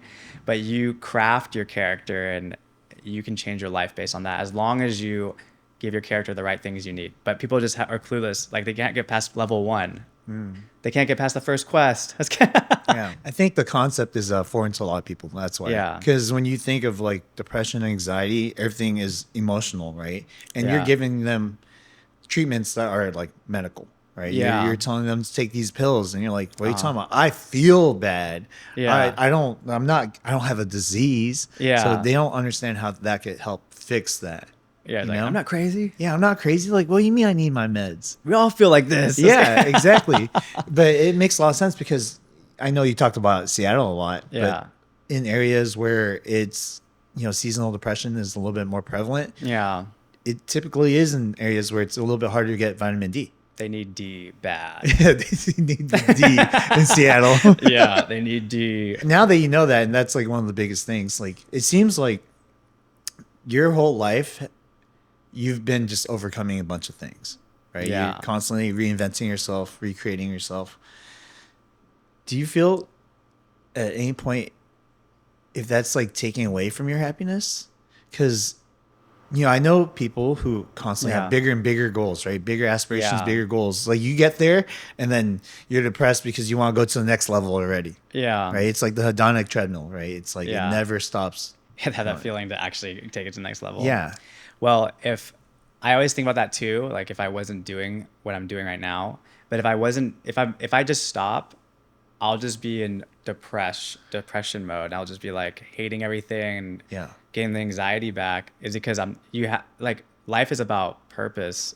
If you go towards your purpose, you have this unlimited energy that makes you super happy and make you go towards things. And you just have to understand that having stress and struggle is a part of life, and that's what makes life amazing. Because if you just sat home and are like, I am so comfortable right now without the struggle, I feel great, but then do you really? Because like you have no purpose. Like, you're just sitting in your home for a month. Yeah. That will drive you crazy. Like, you're so comfy. You have to get out there and just, if you understand struggle changes your life, like you'll be much happier. And you don't have to struggle every single day. You have to struggle this like a tiny, like just at the extent you want, and get where you want. Everyone is not in a race. As long as you know you're not in a race, you can get that struggle card anytime you want. You're like, I feel like struggling today. Yeah. And then you're like, I'm hyped up on this struggle. So it's the perception of how you look at it that gives you that unlimited energy to strive to where you want to get at. But if you understand you're overworking yourself, you got to take a step back. And that's when you get like a break, like a real break. So it's just a perception of it. And then once you get into it, you'll be really happy. Like, I'm high on life because I'm always trying to discover like more purpose to my life and discovering where I can take my life to. Like a video game, like you're like, oh, I want to get to the bonus level or something. Because if life ended, like I've already beat the game, that's pretty sad. True. Do you feel like there's a final purpose for you? Like, do you know what that is? I don't even think there's a final purpose. But my purpose, I sound totally crazy, but I feel like my purpose is to help and heal people and make an impact in everyone's life, like one person at a time or majority, by just giving good energy and somehow reaching out to all those people. And that gives me purpose. So I was like, purpose? Isn't there supposed to be a purpose like you just enjoying yourself on vacation? But like, I honestly think I'm like delusional. This crazy guy, but it gives me energy to try to figure out a way to make an impact in everyone's life. And that's why like I go nonstop. I'm so consistent. And you also got to understand that you got to serve your personal stuff, which is like, I want to break dance on the side. I want to eat food and go on vacation too. So there has to be this balance, like for me, and also enough to help all these people. Because if I wasn't making any money, I couldn't help anybody. I'll just be like, how am I going to pay rent? Oh man. Wow. That hits home for sure. Yeah. I feel like I've been in that situation for a long time, where I'm constantly always trying to help other people out, friends and family. But then I find myself in where I'm like struggling. I'm like, oh shit, like I need to get back on this money making grind. But I'm like, this is not serving what I'm out here to do. Yeah. But also like when I do that, it's like I feel like people are not getting the best version of me. I'm Exactly. like unhappy. And it's a weird balancing act, you know, like Yeah. it feels like you'll never get balanced because how do you gauge something like that? Yeah. You just kind of take it day by day, you know? Yeah, sometimes I just have to go for it because I felt like that when I was in school. I'm like, I had like this little cult of people that believed in me, and I never even succeeded at all the things I'm talking about in the group meetings. Like, we're gonna change our lives, and we're gonna make an impact one day. And I was like, yeah. I was like, these guys are all crazy. But I think, yeah, you just have to like for example, me, like I go back home. I always go to my nai's house, my Filipino grandma. And I always just work on everyone there. I laser their brains and everything. She's like 96. And she always asks me every time I visit, she talks to me for like 45 minutes. How do I get healthier? How do I live longer? How do I feel great all the time? Tell me everything. And then so like I'm teaching her about supplements. I'm teaching her how to work out. And she's super flexible. She like dances and stuff. And she's like 96. She's like healthier than all her own children because they're, you know, Filipino children, they're like diabetes, high blood pressure, initiation. I'm just kidding. You made it. You're Filipino now. But she's an example of like someone I like to personally help. And then I help all my Filipino relatives. Like Seattle is basically where like I personally help everybody. So that's like my break to help people for free. And also I do my pop-ups and they all pay me. But like I go around Seattle helping everybody. And then I go back to LA and like work, grind, and like you kind of just have to organize it, like help people who need help and then like help yourself and then make an impact. And literally you have to put on a schedule almost. You can't just scatter it. Yeah, no, not with your schedule. Like you're that busy, there's no way. Yeah. So like I don't even look at the schedule sometimes. Like it's just all organized. I'm just like, okay. It seems like a lot of your purpose is to help people, right? And I know that you were talking about like attracting people. Yeah. Just want to ask you, do you prefer to be with people who need help or people who are kind of already there who don't need you, who are, you know, less dependent? That's funny question. It's funny because I honestly, I feel like I attract people who do need help. And that was like my whole life. And, you know, all the toxic people, they need help too. Yeah, the most. So I was attracting that for a long time. So like I would go all out for them. And sometimes it can waste your time, but also it's your experience in life to help those people and then go beyond and take it to the next level. So like I've been attracting people who do need serious help. And I have unlimited energy to help them. But because that's like who I am. And I used to make fun of people all the time. You know, I joke around like, ha ha, I'll help you though. But I'm not like that all the time, but I just make fun of them. I was like, seriously? But I do like helping those people because I attract it. But I also attract people, you know what's wild? Successful people all need help because they're going through a mind game. So like, it's almost everyone's going through something like low key. You can't not be going through something. So like, I attract like, I'll hang out with like successful people out here. They tell me their issues. They're like, man, like this is too much on my plate, but this is my dream or something. And I'm like, okay. And then we'll just have a deep conversation and it'll kind of help. When you, like, you already know, like when you have a deep conversation with other people, it's like you guys are giving each other therapy, I guess. But as long as you guys are going to the right path rather than just two toxic people. It's like, I know, girl, like let's ruin his life. And I was like, I know, right? Let's go to his house and destroy everything. But I mean, those are fun too. But you're right. That does sound. I'm so bored right now. But yeah, I have been attracting that in the past, and I want to practice attracting people who are positive though that also need emotional help too. Like I don't want to be like stuck in this niche environment of toxic energy. I want to also thrive with other people too and also help with their emotions. So that's why I go back and forth in Seattle. That's Since you help people a lot, is there anyone that helps you? Is there a shoulder that you can lean on? Like family and friends, like as long as like people are giving me good energy in my family and friends, it helps me survive.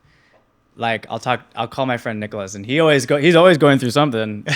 And self-inflicted. Yeah, and we'll just like joke around and we'll talk about life, and that kind of like helps me like let out everything I haven't let out in a while. Or like I'll talk to my other friend, I'll like joke around. It's like laughter is like my medicine to help me recover, in my opinion, I feel. And then journaling daily is the medicine. So like when I have someone's shoulder to cry on, like I have to talk to like the people like I grew up with that give me energy. Like, there's always that person that you can go to any event with and they give you energy and confidence. Yeah. It's like Gandalf and Frodo's like, he gives me confidence or something. Yeah. Never saw that part, but I always imagine. think about like that scene of like, yeah, like I have these people that give me energy in my life that help me maintain my mental. So you were mentioning muscle testing on your Yeah. patients, but you said they could test for emotions too. Yeah. So like there's traditional muscle testing, which some chiropractors do. It's called applied kinesiology. And you like muscle test like the muscles or the function of your nervous system by just touching different things and testing the muscles. Yeah. And then it gets more complex. It can get into emotions. It could get into like nutrition, all this crazy stuff. And it's wild because if you feel it, you're like, whoa, my arm's just turning off when you receive different types of energies. Like, because when you give someone your energy, when you give them a hug, you can sense their energy. But if there's someone negative in the room, like they take away your energy, right? So energy is like a real thing. So the muscle test, you can actually muscle test for like the energy, and you can muscle test how their nervous system is. Like, is this person in fight or flight? Because when you're in fight or flight, immune system turns down, you heal really slow, and that's what we're all going through, right?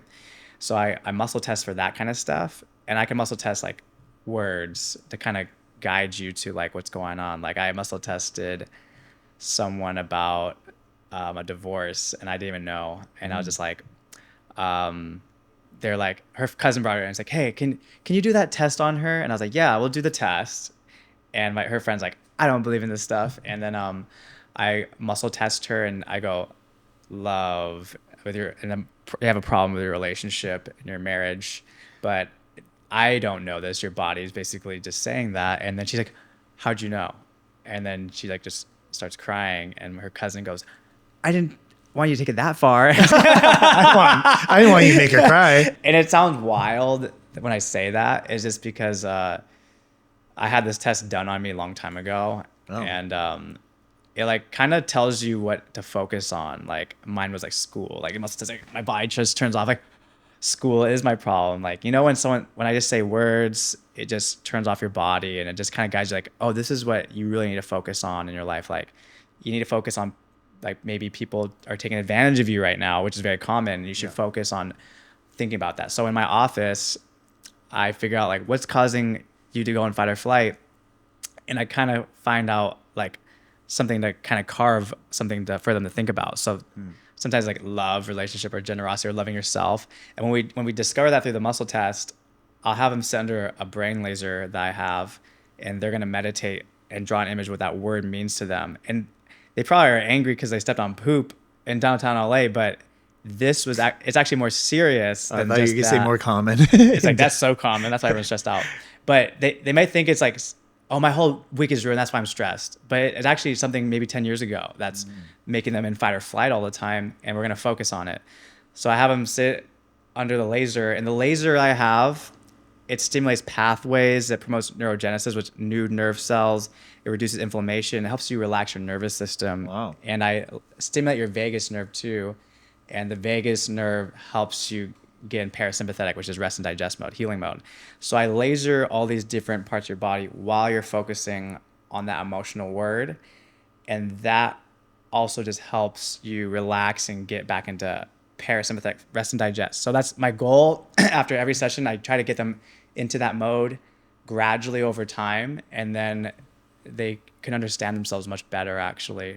And I give them the education before I get into that muscle testing stuff. So that's a main thing I do in my office. I don't just adjust, I do all that stuff, but I don't show on my page because it doesn't rank up.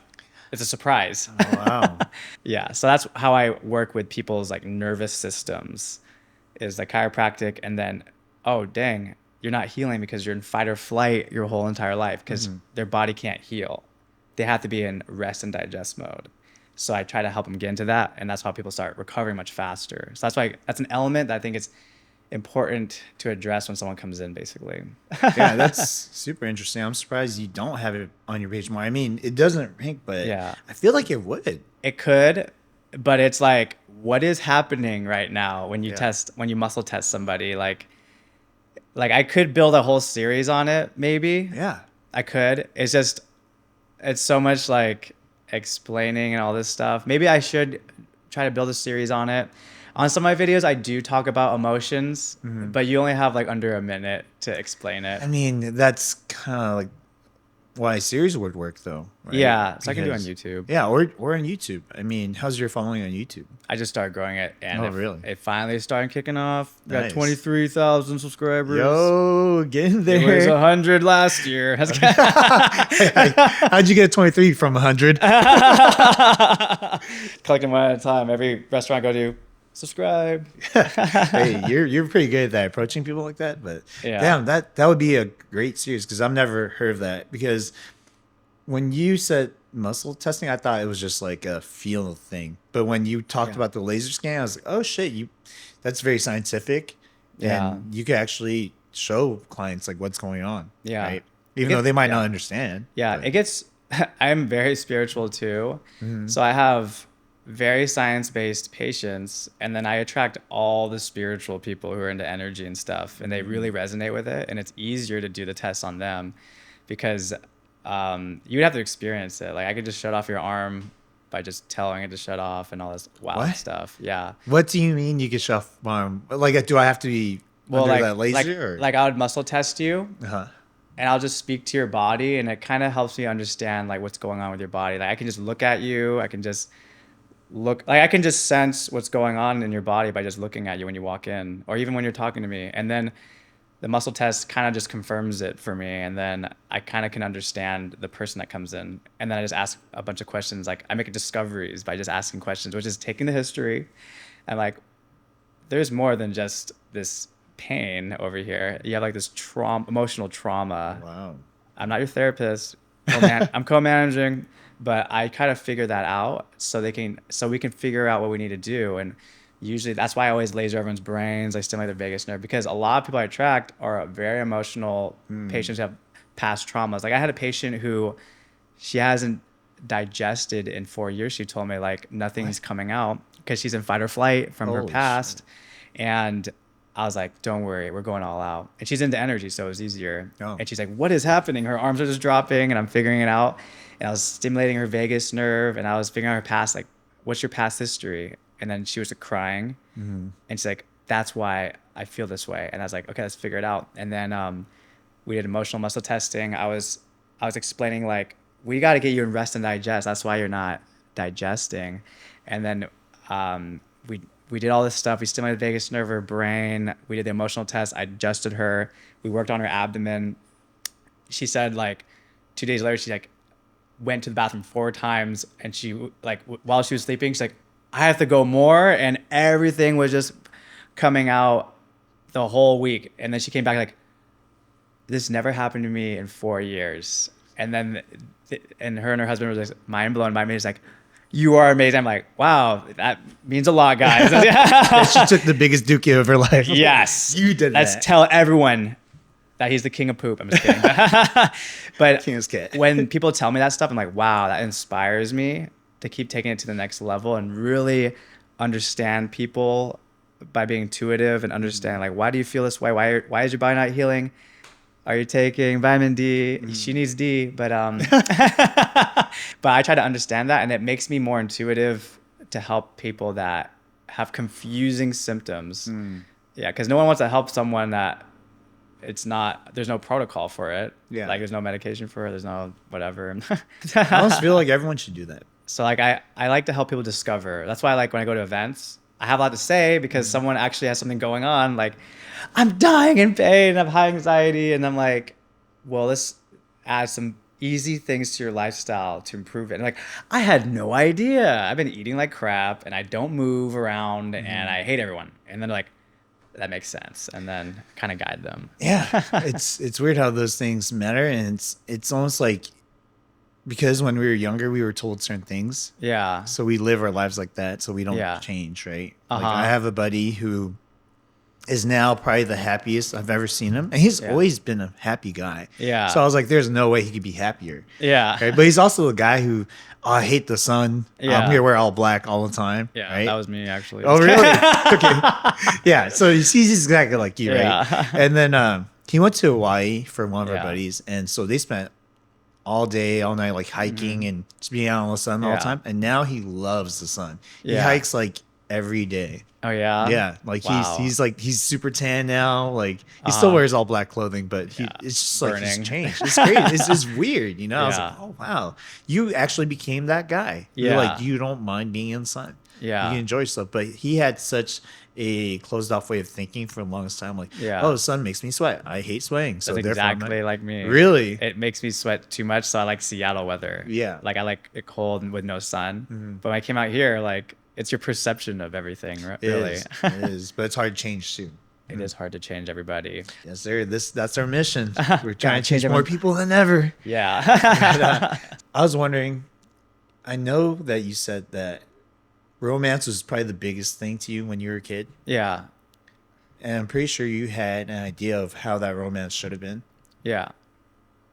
Being where you are now, what does that look like? Well, like what kind of romantic relationship? Yeah, I'd because it's probably changed, right? want? For me, I'm like, oh, this guy's really shallow. But well, like I think in your life, like when you discover yourself, you shouldn't cut yourself short, but you should get, you should, like my values for it is like they don't have to just be attractive; they have to match everything you believe in, or else you'll make the relationship bad. Like you'll be the toxic one. Yeah. Like I'm gonna change you. I have to be attracted to them, but also they have to like have similar beliefs, and we can argue about it, but like not to the point that we're like fighting ourselves for months. And they have to believe in something that they're doing. Like they don't have to believe in the same goals. Like I'd want someone who's ambitious to change their life as well as me, and that's something in common that we both have. So I think that's important. And also like they want to take care of themselves and whatnot. Because I want to just have to like hold their hand the whole way, and they don't want to change, especially if they don't change themselves for more than a year. I'm like, it's like, you have to do this or else you're going to get inflamed, or like, I don't care, you're crazy. So like, I think you should just go for like, you should really choose who you want to be with, or else like it'll be a very stressful as you get older. But in the past, I want toxic only. Right, ladies? I'm just kidding. But because like they're attractive and You gotta save them hoes. yeah, you gotta save them all. I gotta catch them all. I just kidding. I gotta catch them all. I'm gonna leave you with Professor Oak. It's over. Yeah, I'm just kidding. Yeah, but like I think that's important. But I grew up, I think honestly that I always attracted like toxic people. I think we all do it probably. And I think I also say the universe wanted me to go through that. It's like you have to learn not to be with these toxic people, basically. So they put you through hell all the time. At the point, I'm just like, when you build enough confidence, you're just like, I'm going to be the person who kind of like controls who I want to go out with, rather than like waiting for someone to be attracted to me. And it's usually someone toxic, usually. Whenever I talk to my friends, they always tell me their types. Yeah. And I feel like personally, most of the time, when you do that, especially if it's very like specific, unless it's about morals and ethics, because I think you can be very specific about that. Yeah. But as far as like jobs, like their height, like the ethnicity sometimes, Yeah. I always feel like that's pigeonholing yourself into something that typically doesn't pan out. Yeah. Because I agree. Yeah, I feel like because it's true. Like all my friends who have said like, "Oh, I like black guys," or Yeah. "I like short Asian girls," they end up being with someone who's not that. Every time. Almost every single time. Yeah. Yeah. So I'm just like, dude, why don't you just stop? You know what I mean? Like it's cool if you're into other shit. Like it's fine. You know what I mean? Yeah. But so I gotta ask you, have you ever felt like you had a type? I did, for sure. ABGs. Every time I call a friend, who's your type? It's like, I already told you for the last year. That's our only topic. We're that bored. But I think my type, it was like Asian girls for sure. And then I like black girls, and then Spanish girls, and it just keeps going around in a circle. And then over time, you just realize, like, I want to be surprised. And that's What flavor of the month is it? I think my type was Asian and black girls for a while because like I relate to them more, like maybe hip hop or like, excuse me, what do you mean hip hop? But now I think my type, like, they have to be like some kind of ethnic because I relate to that more. Even though I'm half white, it doesn't mean like I'm attracted to white people or whatever. I mean, they are attractive, but I think I need someone like with the ethnicity and a culture, and it makes me more comfortable, I feel like.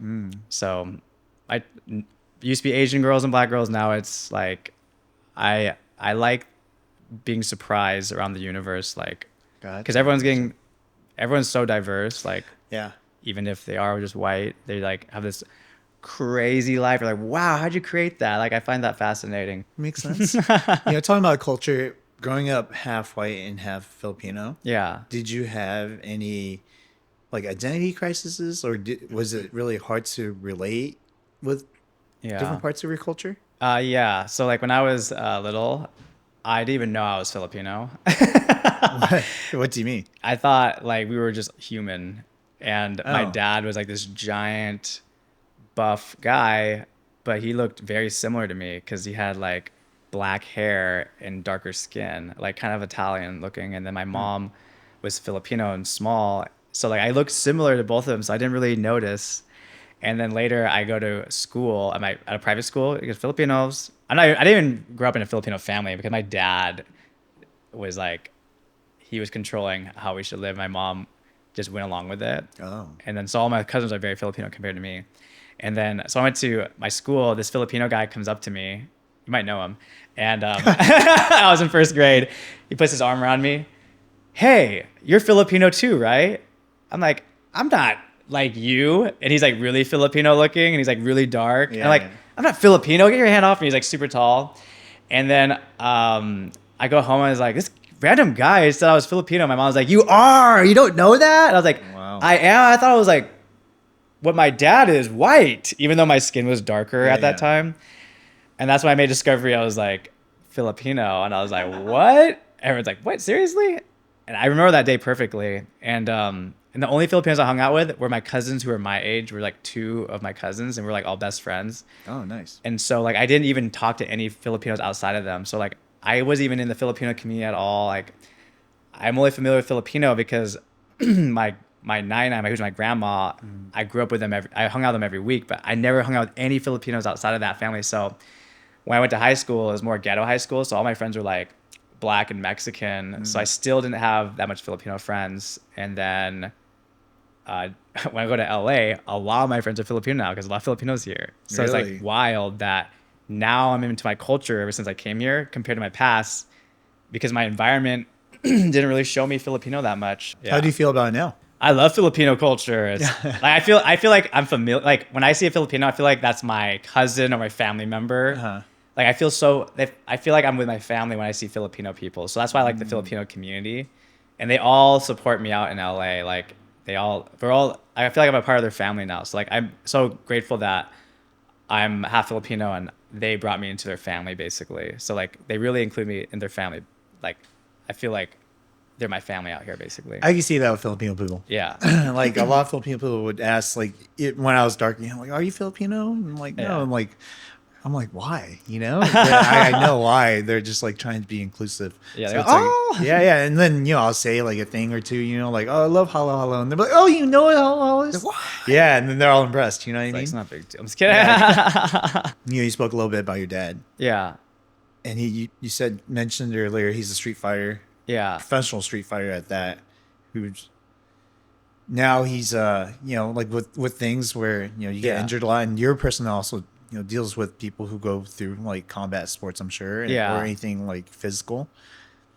Like, can you describe the process of what he's going through? Because I'm sure you're well aware of it prior, but can you tell everyone, for the people who don't know, who have people that might be going through something similar? He just grew up in a lifestyle where like there's a lot of violence, and you like have to mature fast, and everyone drinks alcohol at like a young age, and that kind of changes your brain over time. And then, I mean, you don't know anything about health. It kind of like you're kind of confused why you feel that way, like really angry and like sad on the inside. And that kind of like, even if you're describing, even if you're having, you appear great, like you were saying earlier, like we all like feel happy, like, hey, I'm really happy, but like there's something going on the inside and you just don't know what's going on with your brain really. So like with him, he inspired me a lot, but like, he had he was like the most motivational person. Like he was like everyone's hero actually. Like everyone wanted to be like him, and he was inspiring people and helping people, and he was saving lives too. It was like an action movie. Oh wow. And but then he also had the side of him that he couldn't control, which was like really angry, and he couldn't control like how he felt. So like it got worse and worse and worse over time, because he was the one who would motivate me. Like I would, when I couldn't talk, he was just like, I was like, I can't win, and I was like a wrestling match.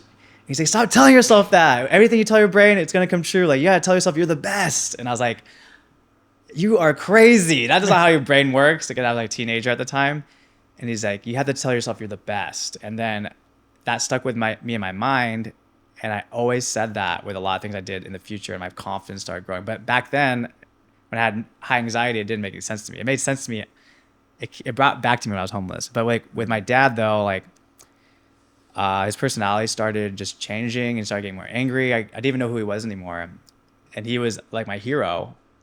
But then we don't talk to each other anymore because he basically pushed me away because he's getting angry with me. And I already know that that's not him. So I couldn't even have a conversation with him.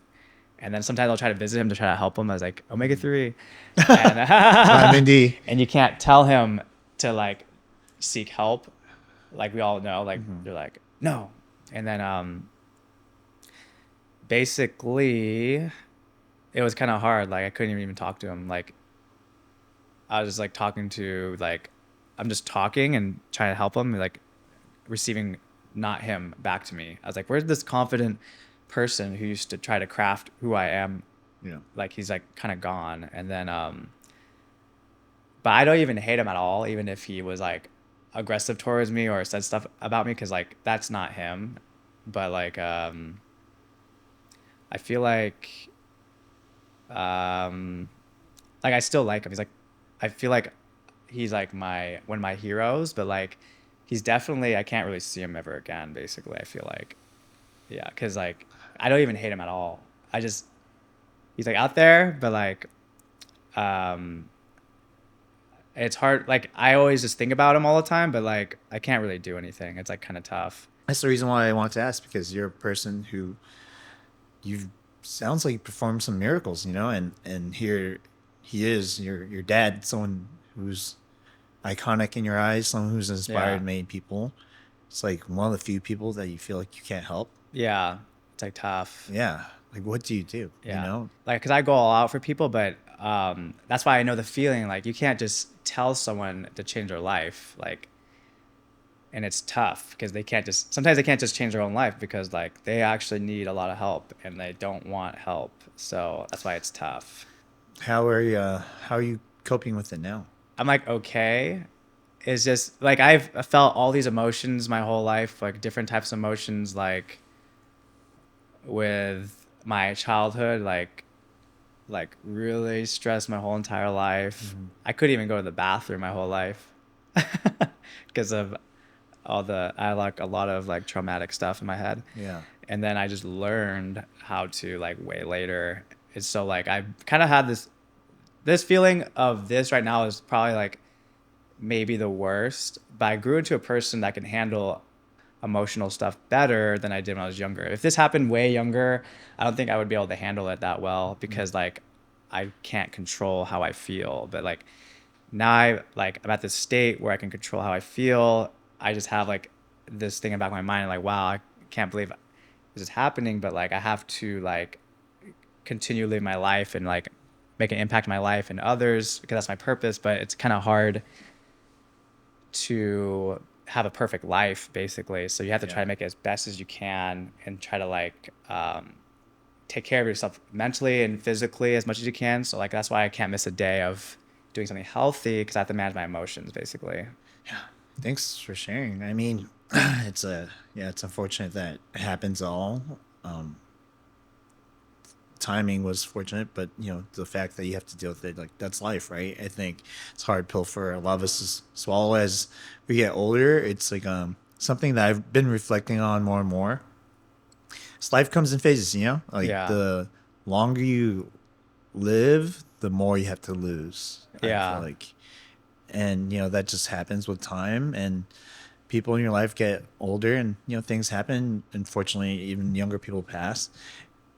And I think with every single situation that you go through, it's supposed to help you prep and cope. Like it happens almost for like a reason. I hate saying that actually, because I've had a lot of senseless deaths in my life. Yeah. To where I'm like, this makes absolutely no sense. Like, what's the reason, Yeah. But if you look hard enough, there's always like a silver lining almost, like what can you get out of this situation? I had a friend who got into a complete accident, but like a car accident, and he passed. But the situation was so tragic. He passed like on his birthday, like when he was leaving his old job for his dream job. Everything happened to seem like it aligned, except for that day. Yeah. So like for me, I was like, that makes no sense. Like, why would this happen? But it's been like over a decade now, almost, I think. And from what happened to him, he's inspired a lot of people. Yeah. That's weirdly enough. Like a lot of people, we have this saying, we always say like the world would be better if everyone was a little bit more like us. Yeah. And like people actually do live like that now. And every year we're kind of reminded of that. It's like weird. Like I'm not saying that it's worth it, but it could be a little bit less mindless. Life is crazy. It is, man. It is, man. Thank you for sharing, man. Appreciate all that. All right, guys, welcome to Lightning Round, where we ask our guests rapid fire questions. Donovan, are you ready? Yes, I'm ready. All right. What is the fondest memory of your childhood? Damn. Starting off strong, baby. Gotta drink this water now. You still have to answer, by the way, even if you don't answer right away. I think I just played video games my whole life, and that was my fondest memory, was like video games. Like it's not a good memory, but like I didn't talk my whole life, so that's why. Yeah, that's fair. Of all the achievements in your life, what was the one that you're proudest the most? When I first built my office in the tax office, because you never get that feeling, because I can get that feeling now, but I never run my own business my whole life, and for that to grow that fast and I was ready for it is a mind-blowing experience that makes me feel like the world is more like magical than it really is. So it's like the craziest feeling. I mean, I had the best feeling with my LA practice, but the first feeling of making your manifestations come true is mind-blowing. It just continues to get bigger after that. You talked about food a little bit. What is your favorite thing to eat? Korean barbecue, even though I'm getting sick of it right now. In LA, there's like Korean barbecue everywhere. That was my favorite food. Oh, really? And avocados. Oh, interesting. Avocado toast? Yeah, I love avocados. You live in the right place. As for someone who's financially successful now, what's one thing that you don't mind spending your money on? I don't mind spending my money on getting treatments on myself from other practitioners. So I like spending tons of money for people to like heal me. What's one thing you would change in the chiropractic world? Like, for example, like a lot of chiropractors don't teach, which I learned. Oh.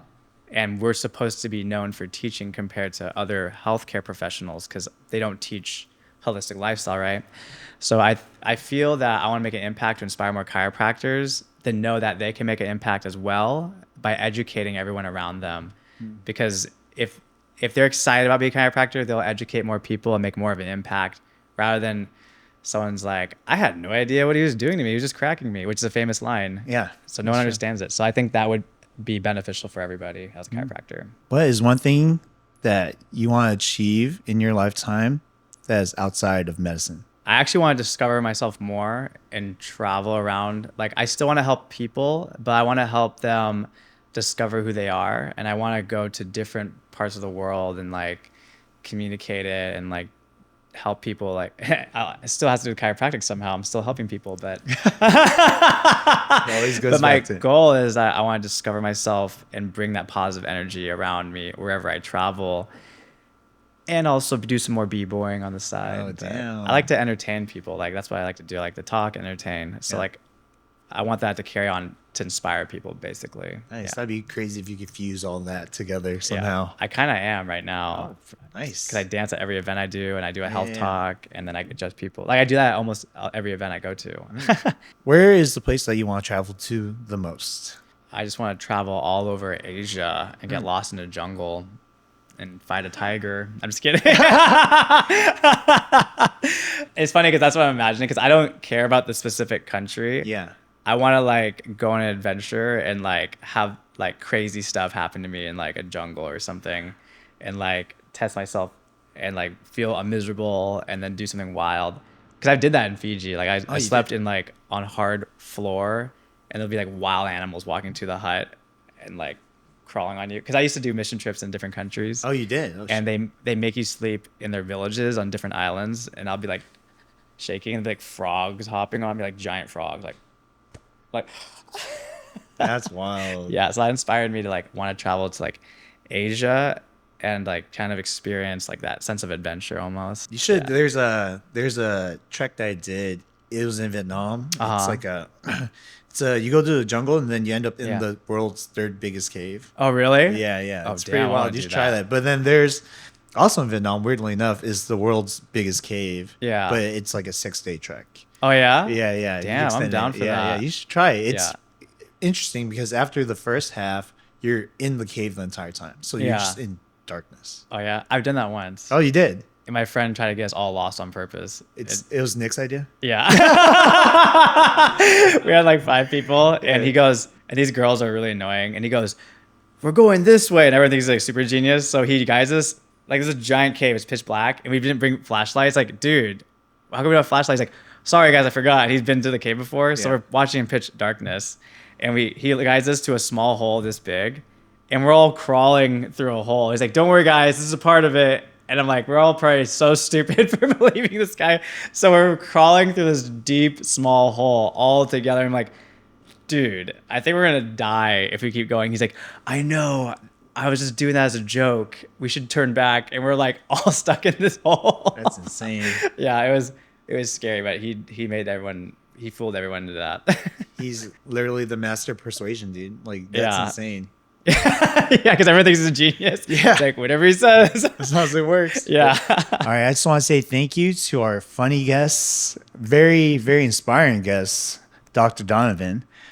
Thank Let them you. know where they can find you. You guys can find me on social media. I got TikTok and YouTube at Dr. Donovan. My Instagram is Dr. Donovan Smolich. And if you guys want to get adjusted by me, I'm in Burbank, California at Full Function Clinic. I just want to say thank you to our audience for watching all the way through. Make sure you guys like, subscribe, and comment below what you guys want us to talk about next time. And remember, live fast, eat ass.